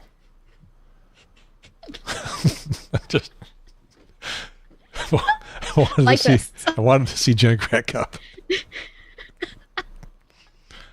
To give you a smiley face sticker on your test if you wrote that, along with something, maybe a scratch and sniff smiley face sticker. I still have some from my teaching days. Okay, let's see what the News and Observer has got to say about disinformation. I can play this. How do political ads make you feel? Frightened, worried, or angry? Hopeful, warm, or fuzzy? What about manipulative? Like I have to pee. They make me feel like I have to pee. Political ads make me feel like I have the political ad comes on and I'm like, cool, bathroom break. My body is Every conditioned. word, photo, image, and musical note of a campaign ad is carefully chosen to evoke a particular response from viewers. Really? Candidates and Because they political did not groups have spend me in their billions focus of group. dollars each campaign season to There's produce ads got to be designed a to persuade voters that a a certain candidate is the best level or of worst education choice. and During understanding that election season, they can't political approach ads are and they can't ubiquitous, attack, appearing on social but they media, do it because there's enough that they can websites, get. even music I videos highly and online recommend, games. ladies and gentlemen, Try condition taking a your few bodies minutes to have to to really pee with political scrutinize ads, the elements and then of you'll the never have ads to you've pee in the seen. middle of the shows you wanted to watch Here are ever some again. Because tactics to look especially out for. during election season, you will be so good at going to the bathroom. So After good. months of silence, Catherine Cortez Masto announced her support for the Iran nuclear deal. We have an agreement and we need to move After forward. months of A deal. silence, she Note does the not use seem of like somebody who has repetition, been silent. broken She just seems like fonts, somebody who hasn't been distorted answering video, questions. Dramatic voiceovers. Near the end of this I like the ad, dramatic I am voiceovers doing part, a 'cause I dramatic voiceover. 'cause I can I do am those. going to tell you to go to the grocery store and buy broccoli for dinner tonight.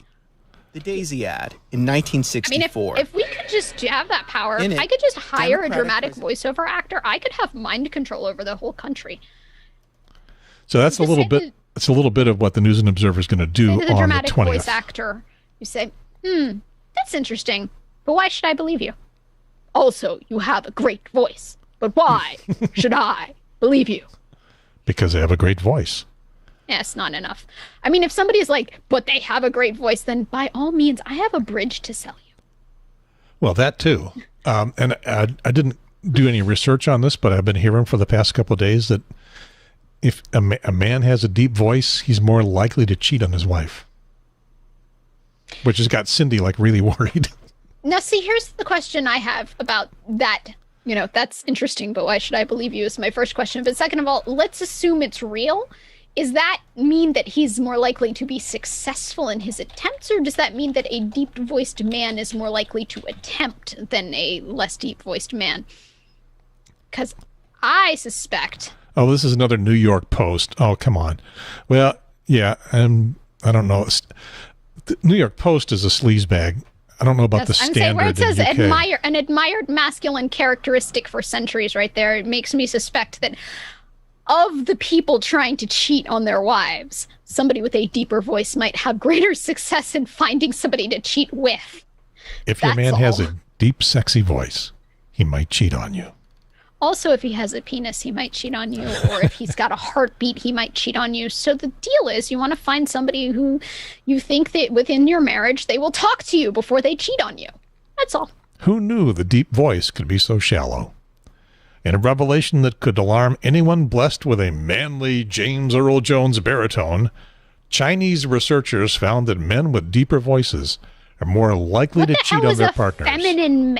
So those of you on the audio only podcast, you don't know. I have read a paragraph ahead of him, and it says, "Women. First of all, they say females largely find lower acoustics more arousing." I'm assuming they're talking about the female guinea pig, because they did not specify a species. They only used an adjective and put an S on the end of the adjective, trying to nounify it. Good luck with that.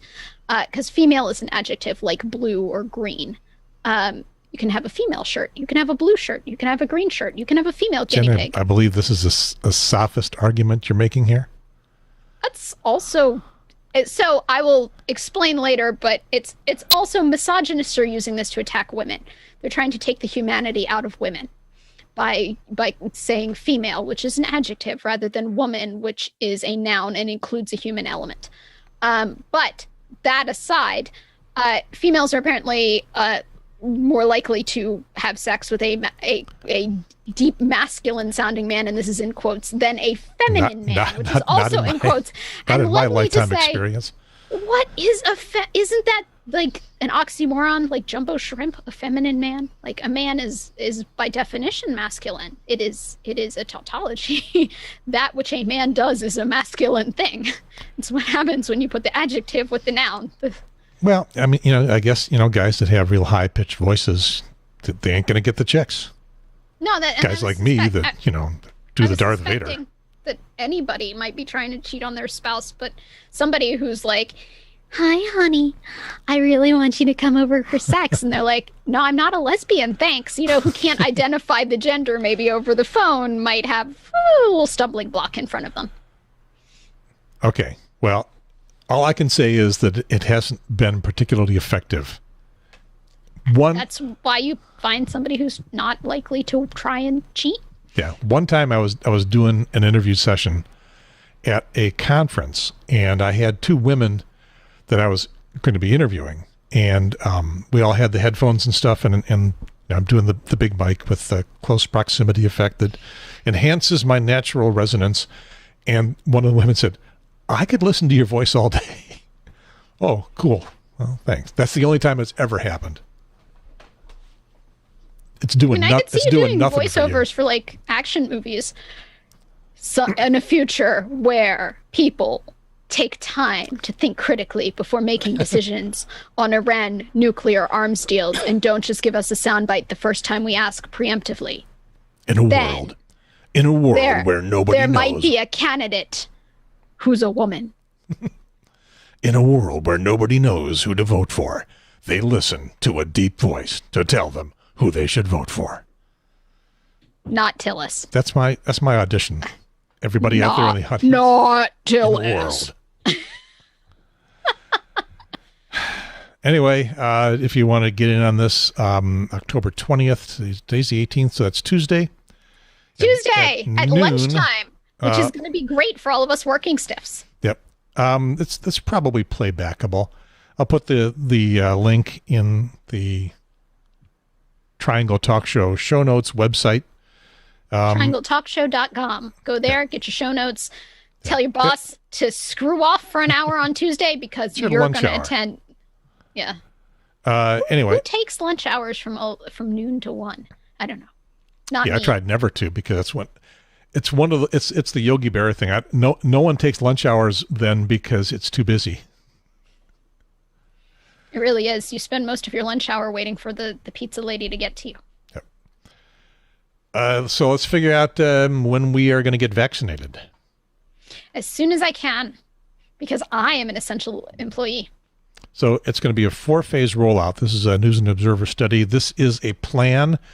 This is not a guarantee, but it's what they're talking about doing now. Mandy Cohen, our North Carolina Dr. Fauci, and her team. Bless her, she tries. She's so good.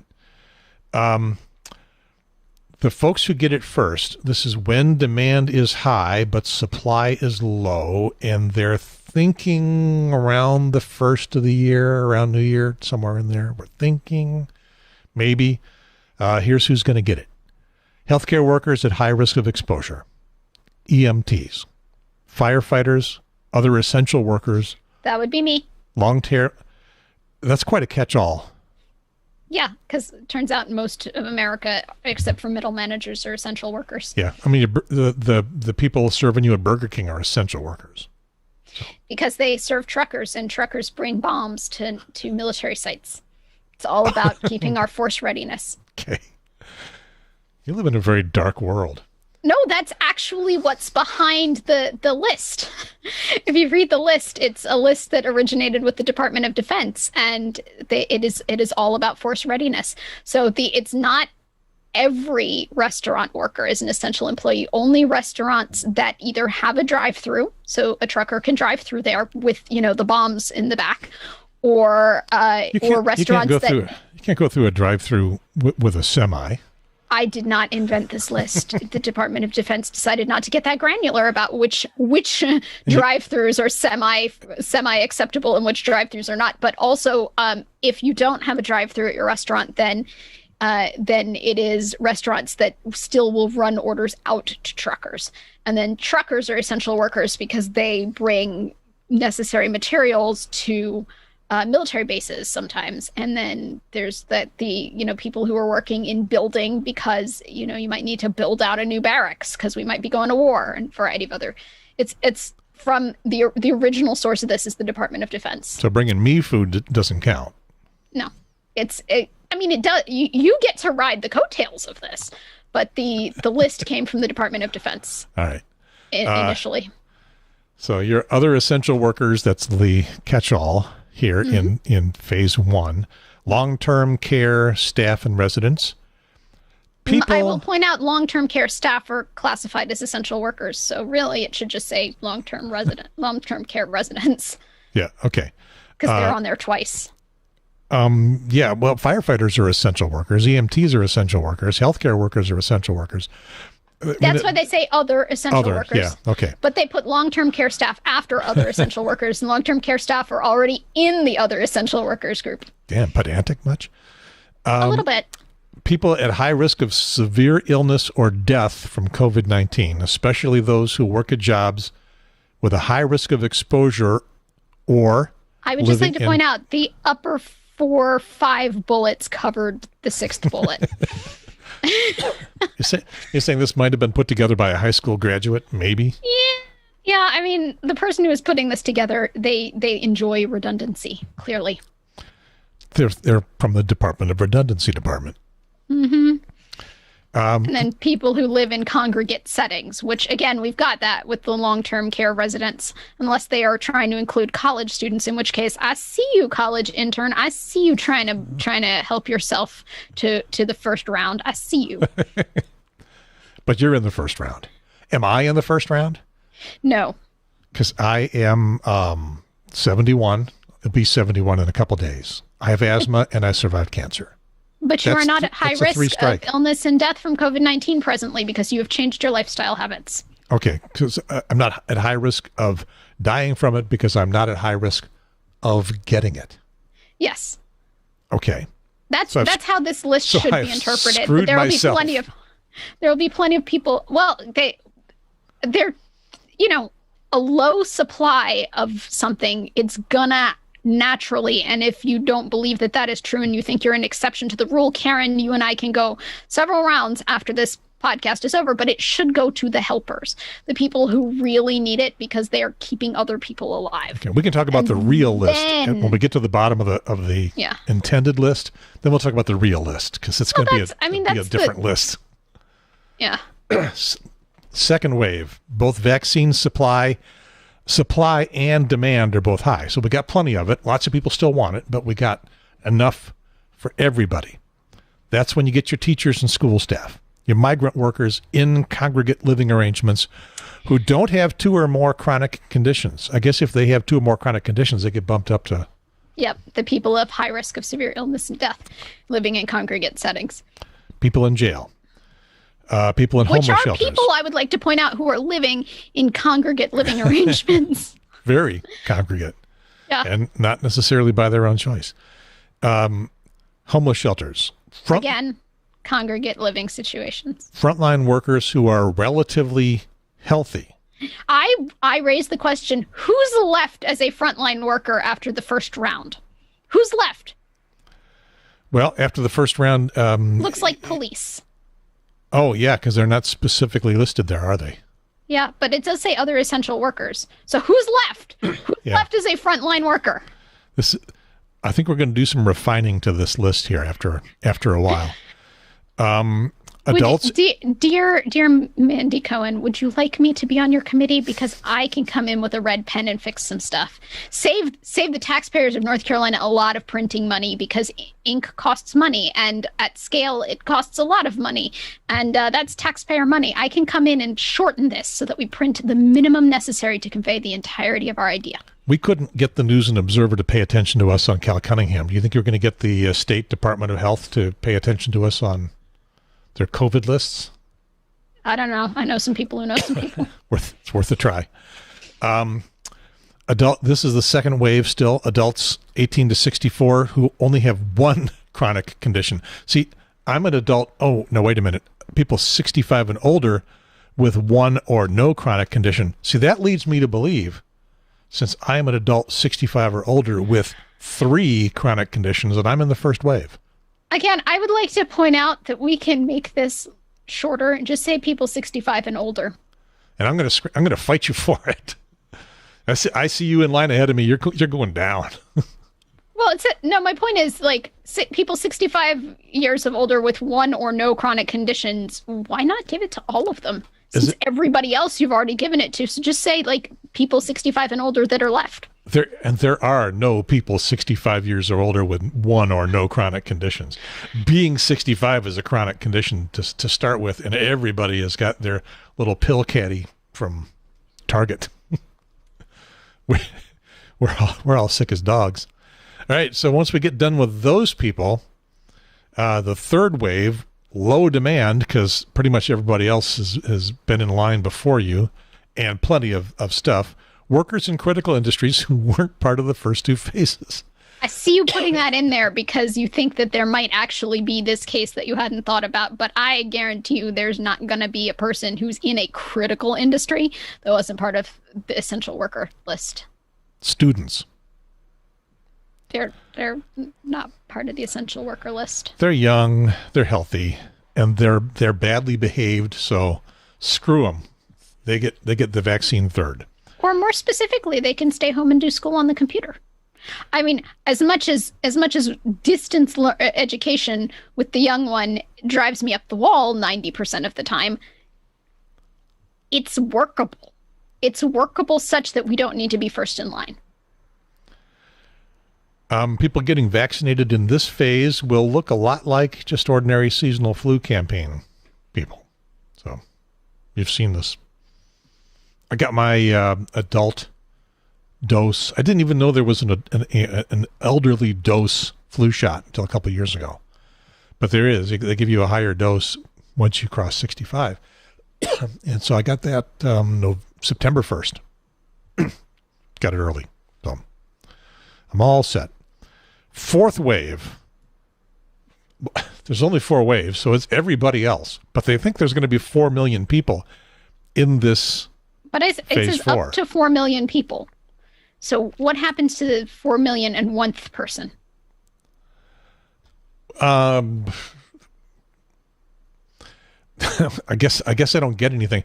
I think what they're saying here is that we're not going to ever get that high numerically. Do we need to waste the money on the ink to print those words? Or could we just say everyone else? It's all digital. It doesn't really cost anything extra. Oh, you think it's all digital? They will be making glossy, gorgeous flyers to hand out because this is what we do.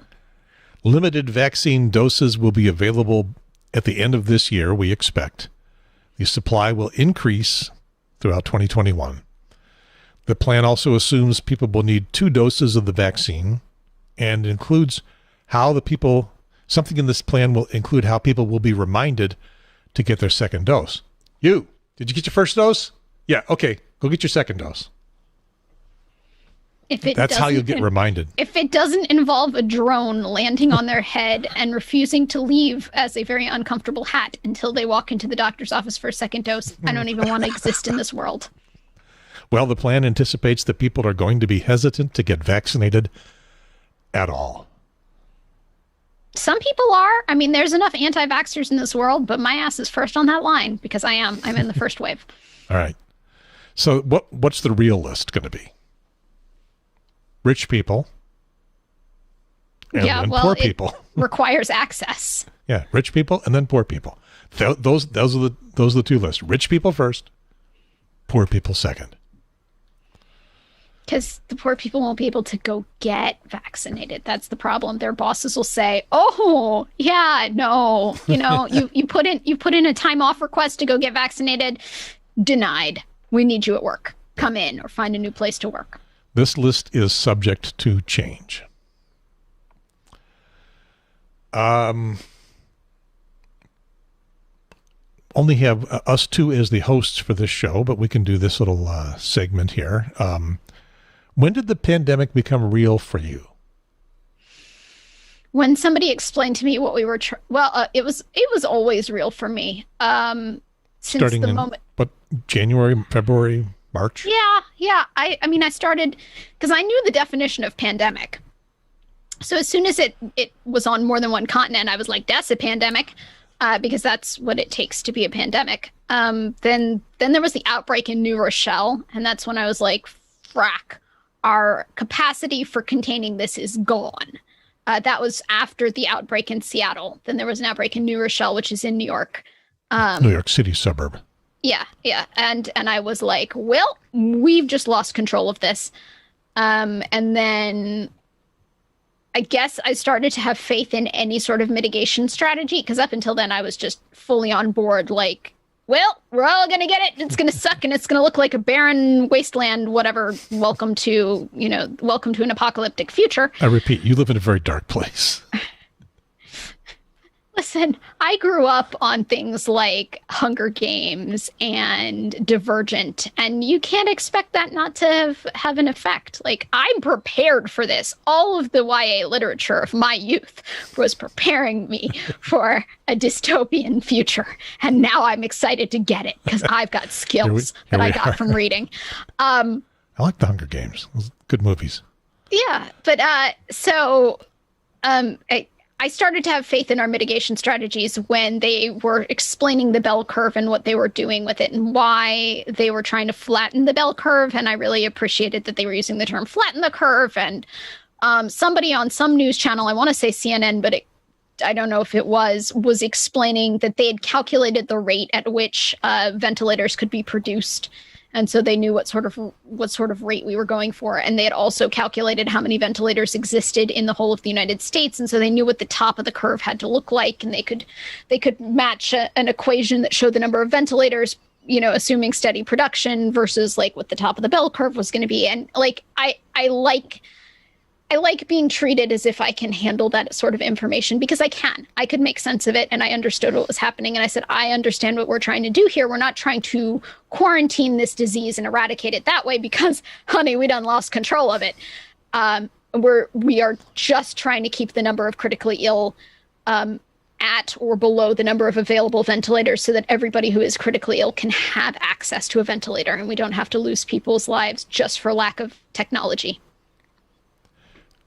I remember back in the early days where they were setting up field hospitals in Central Park, and a lot of states, setting up stuff that either got very lightly used or never got used. Hospital ships heading into big ports. Because all the beds in the world weren't the problem. The problem was the distinct lack of ventilators. And the hospital ship didn't have any more than the field hospital did, than staying home and just dying on your own bed at home did. It's cute, but it doesn't help. I guess I don't remember. I certainly remember a lot of talk about lack of ventilators, but I don't remember stories saying, look at all the people dying because we can't get them on a ventilator. No, I noticed that nobody was mentioning that. But it was happening? Yeah. New York had so many dead that they had to bring refrigerated trucks in because the morgues were too full. Yeah. Because funeral homes couldn't contain the number. They brought refrigerated trucks in from out of state. They had such a dead body problem. Those people died because they couldn't get to a ventilator. Okay, I guess I didn't make that connection. Because that's how you survive COVID. Yeah, I did make that connection. What I'm thinking of as things became more real for me, because I was coming out of the cancer therapy, and my focus was different. And so I'm coming out of that, which had knocked me on my ass for January and a good part of February, and going, I'm going to come back to a wonderful world. Oh, wait, no, I'm coming back to a hellscape. It was watching events that I would normally be going to throughout the course of a year get progressively canceled and farther out. And I think when events in September were getting canceled, I'm going, because I was thinking, okay, this is going to be over more or less in late June, July, somewhere in there. Did you ever have that false notion? I had the false notion that we were going to be 2 standard deviations of the mean past it in September. So I thought by September we would start opening back up because we started opening back up before that, and that turns out to be a problem. Yeah, but it's only a problem in terms of if you don't want to get the disease, but it's not a problem in terms of we had enough ventilators to take, and we still have enough ventilators now to have as patients all the critically ill that are going to happen due to getting the disease. People don't realize that opening back up means we expect you to get sick, because they were really, really hoping that people who had passed through the storm of the illness would then have some sort of immunity to the illness. And that's how the 1918 flu worked. So why not this? Is that the herd mentality, herd immunity thing we hear about? Yeah, which like Sweden leaned into from the very beginning. They didn't shut down a damn thing, and they had losses of life. So the population of Sweden and the population of North Carolina are roughly the same. They're off by a couple, like 2-3 people, but it's a rounding error. And so Sweden didn't lock down at all, and they had 10 times the number of deaths North Carolina has had. 10 times the number of deaths North Carolina has had. What's happened on the other end of that?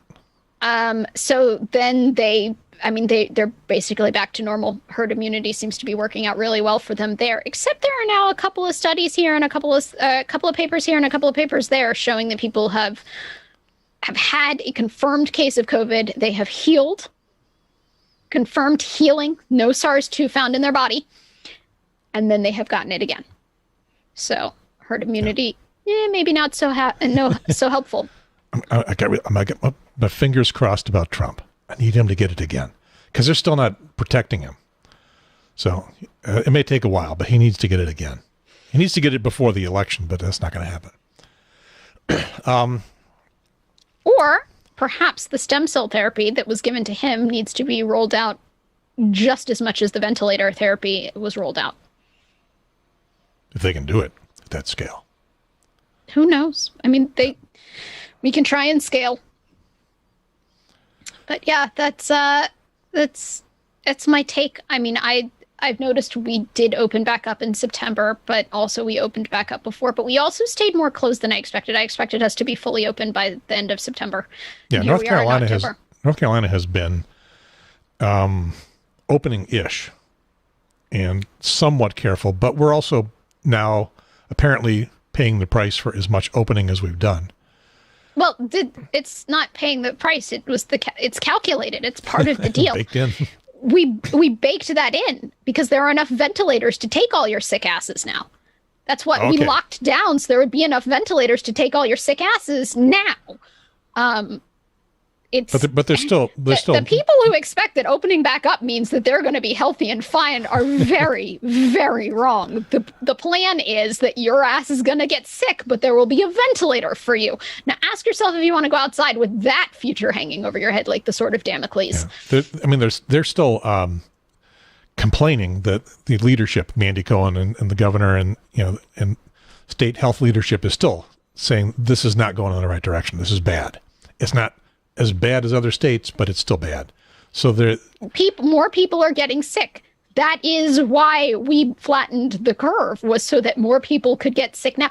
So 70% of humanity has to have this disease.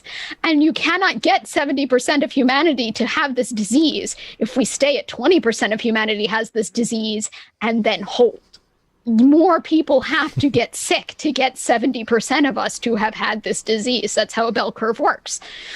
That's the herd immunity part. Well, that's a bell curve, because when they say flatten the curve, that's the bell curve. 70% of humanity is the bell curve. 70% of us have to get this disease, and it starts with a few people get it, a few more people get it, a few more people get it, a lot of people get it. So then you get to the middle of the bell. And then the idea is that you can't get it if you've gotten it before. And that's what leads to the other side of the bell. We haven't hit the middle of the bell yet. Yeah. And so assuming that that's workable, that is true, the downside is many 70% of humanity many has more to people get die. this disease. Yeah. No, they don't die, because we've got ventilators now. Yeah. Okay. They have to get to the ventilators, but we have the number of ventilators now. The stories I've heard about the ventilators is by the time they put you on one of those, you are in really bad shape, and they're not giving you a guarantee of coming out the other side. That's how it used to be, because we didn't have very many ventilators, and your ventilator was on somebody else. So you had to be really critical. But infrastructure-wise, we are doing much, much better. And that's why we're opening up. So if anybody's saying, like, I don't understand why Mandy Cohen and why the governor are making these choices, can't you see how many more people are getting sick? Yeah, that's the point. We're opening up because those people who are getting sick can get a ventilator now. If what you wanted from your leadership was for the disease to be eradicated, honey, we done lost that opportunity when the guy who came and dined out in where was it, Cameron Village, who had caught the disease in Seattle and knew he was positive, went and had dinner in Cameron Village and turned North Carolina into, it's a runaway. It's too gone. We can't get that back. We cannot put the toothpaste back in the tube. That's something you're going to have to mourn. It's not possible. You're holding your elected officials to standards they can never meet, because it is just not possible. So has the healthcare system got enough capacity, enough ventilators it does in North Carolina. For totally runaway? Yeah, runaway-ish as we are, yeah. Yeah, that's Senator Jackson's been doing a really good job tracking these numbers. But yes, we're okay. Okay.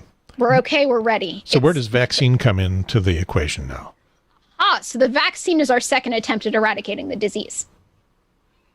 So our first attempt at eradicating the disease was the part where, like, sick people stayed home and didn't infect anybody else. But that didn't work because, we didn't you gotta do that. Go eat. You gotta go eat out in Cameron Village, right? Am I right? Yeah, this is delicious food. And we got a party. Yeah. For students, we got a party. So the first part, our first attempt called, personal responsibility and impulse control didn't really work out.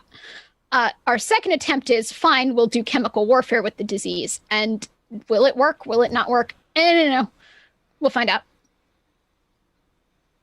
But it is a second attempt at eradicating the disease. So sounds like you don't have high hopes for a vaccine. There are too many anti-vaxxers. Listen, we could have gotten rid of measles. Measles could be on the eradicated disease list. But for some of y'all folks who won't get a measles shot. I got mine. No, I got measles. But we 1956 legitimate, or so. If we can't even get rid of measles, why would we be able to get it?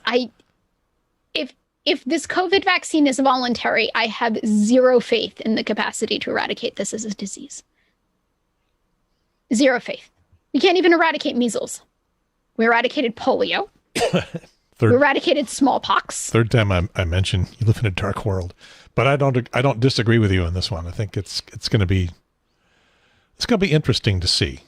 I mean, you got Tillis trapping Cunningham into being an anti-vaxxer in the first debate, and that's going to have an effect on people.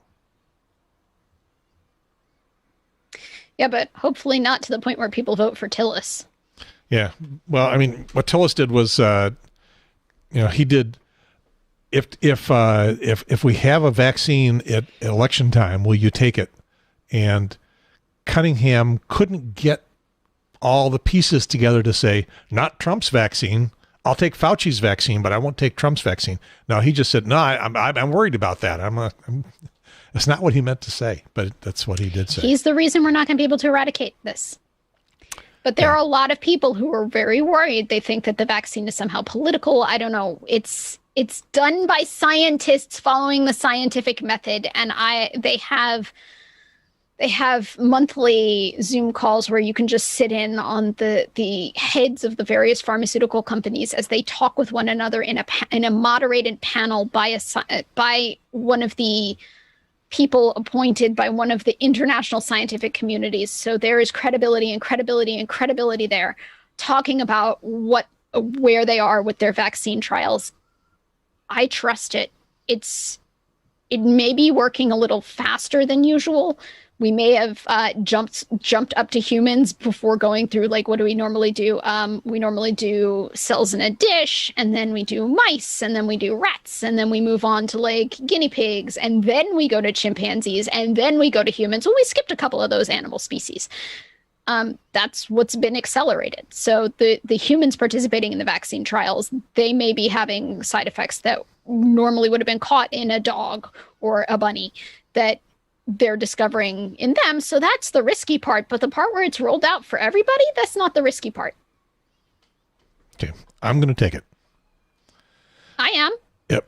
I have, and I'm pretty sure that the one that's going to win is the variolation one, the one where they discovered that the cowpox, smallpox type vaccine, where they discovered that there's this other disease that's kind of, but not exactly SARS-2. And if you get sick with that, which is going to be something mild, then you will be immune to SARS-2. Of course, I'm down. Yeah, I haven't paid enough attention to the specifics of the different versions that are coming out. I guess I'm just going to trust that I'm not going to take the one that Trump is promoting. Trump doesn't even know which one he's promoting. Trump does. Yeah, Trump's an idiot. Okay. But your prediction is that there'll be enough anti-vaxxers to make the vaccine. I mean, it'll save your life, but it won't save the life of somebody who cannot get vaccinated. Not who chooses not to, but who cannot get vaccinated. It's not going to create the kind of herd immunity we want, because it's not going to eradicate the disease. And the only herd immunity that you can have here is disease eradication. With the flu, you can have a herd immunity while the flu still exists. With measles, you can have, I forget the number. It is listed online. I want to say something like 13 people in a community can be unvaccinated against measles, and that creates herd immunity. But with COVID-19, it appears that the number of people who cannot be vaccinated against COVID-19 to create herd immunity is 0. So we're not going to be able to eradicate the disease.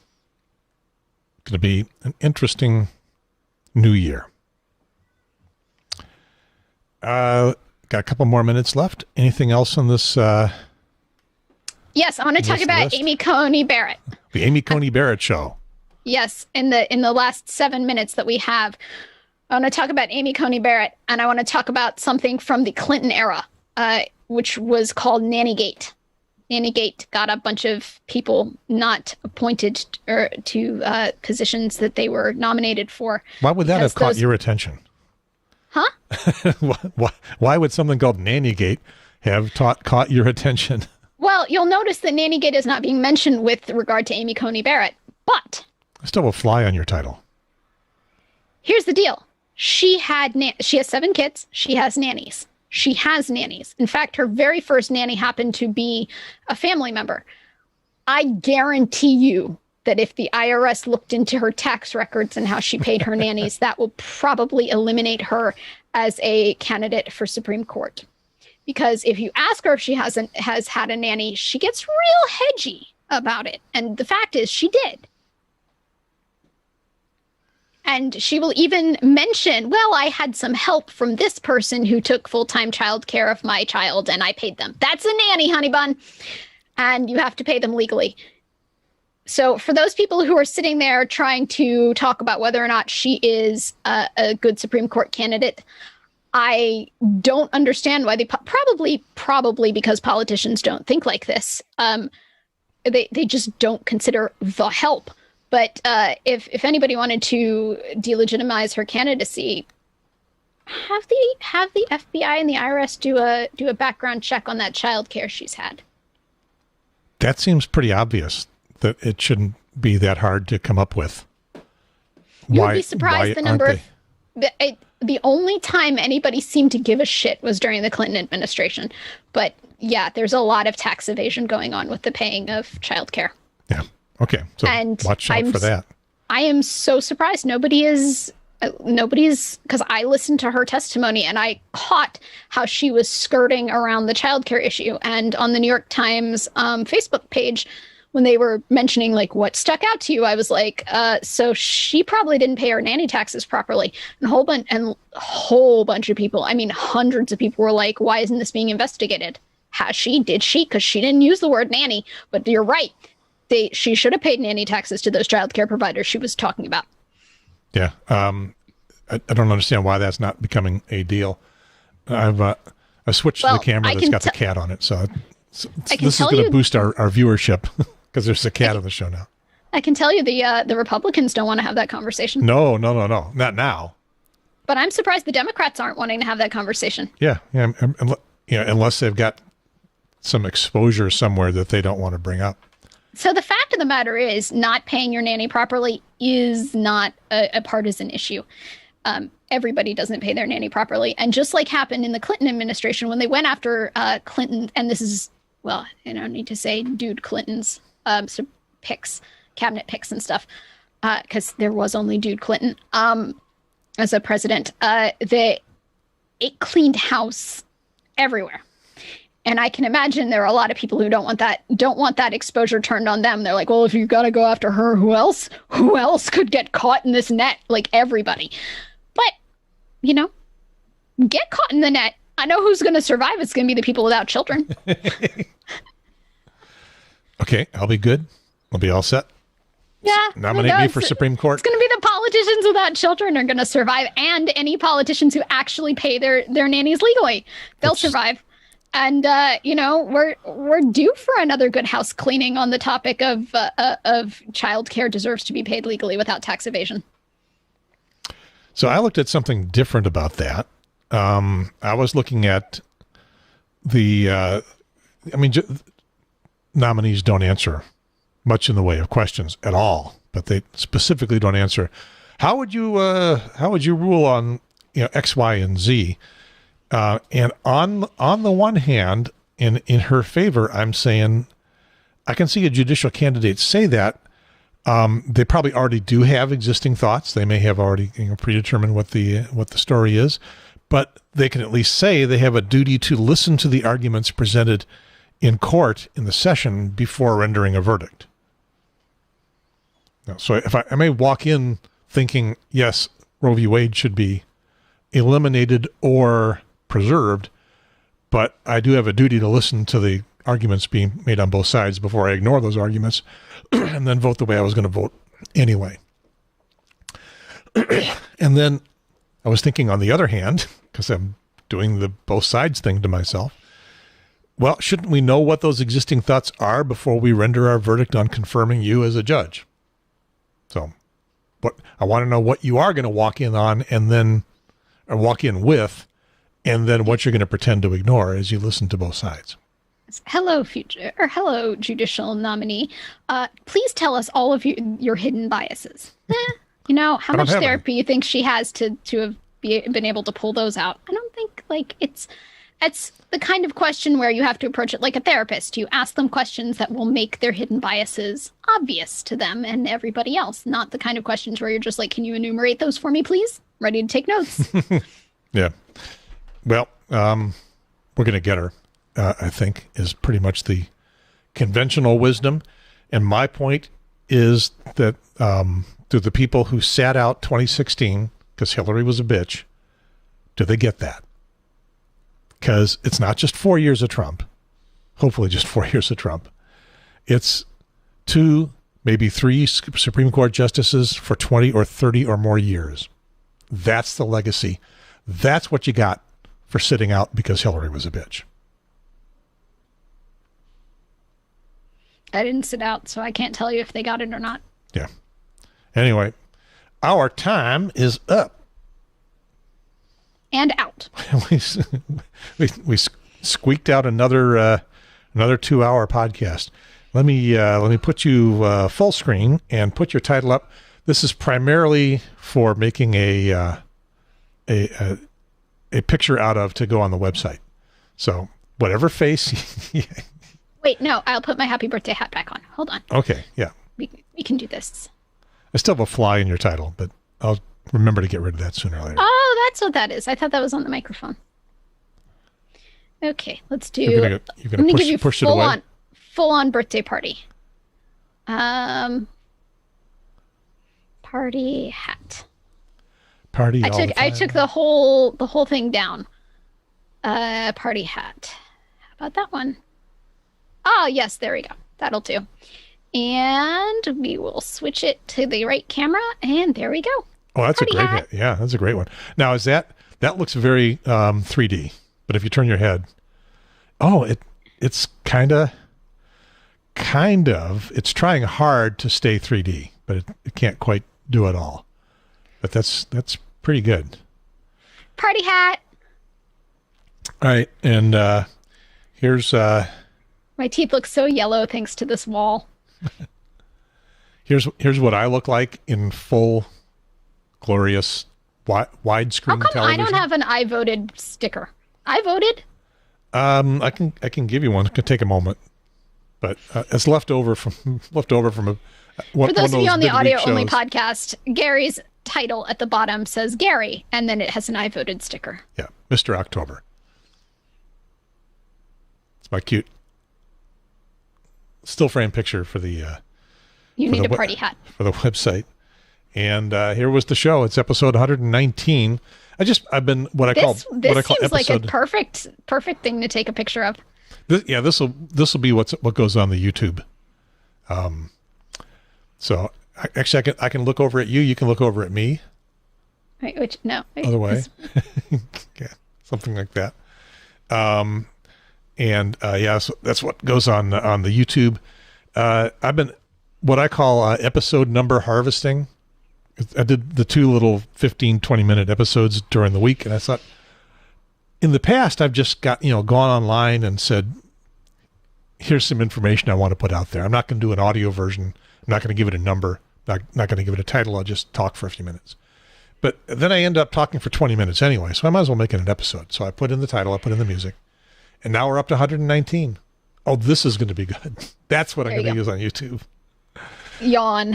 For those of you on the audio only podcast, I just yawned. Yep. Are we there yet? And now I think we understand what the derivation of that title was coming from.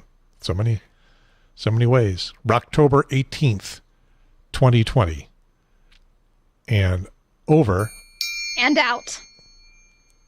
I prehit the triangle. I kind of screwed it up. I'll try this one more time. Over. And out. Oh, and then I got to push that button. My Makes it all party go hat away. moves when my eyebrows move. Okay, got to put you back on screen for that. I don't know how to put you back on screen. Oh, there we go. Okay. It does. And it is like a real hat would. It is clearly tied to my eyebrows, the positioning of it. If I had my eyebrows, does it go away? No. Excellent. I need to get one of those for me, for this side of the show. Snapcam. Snapcam. Okay, we'll give that a try. Back to the logo, fading out the audio. Bye, everybody.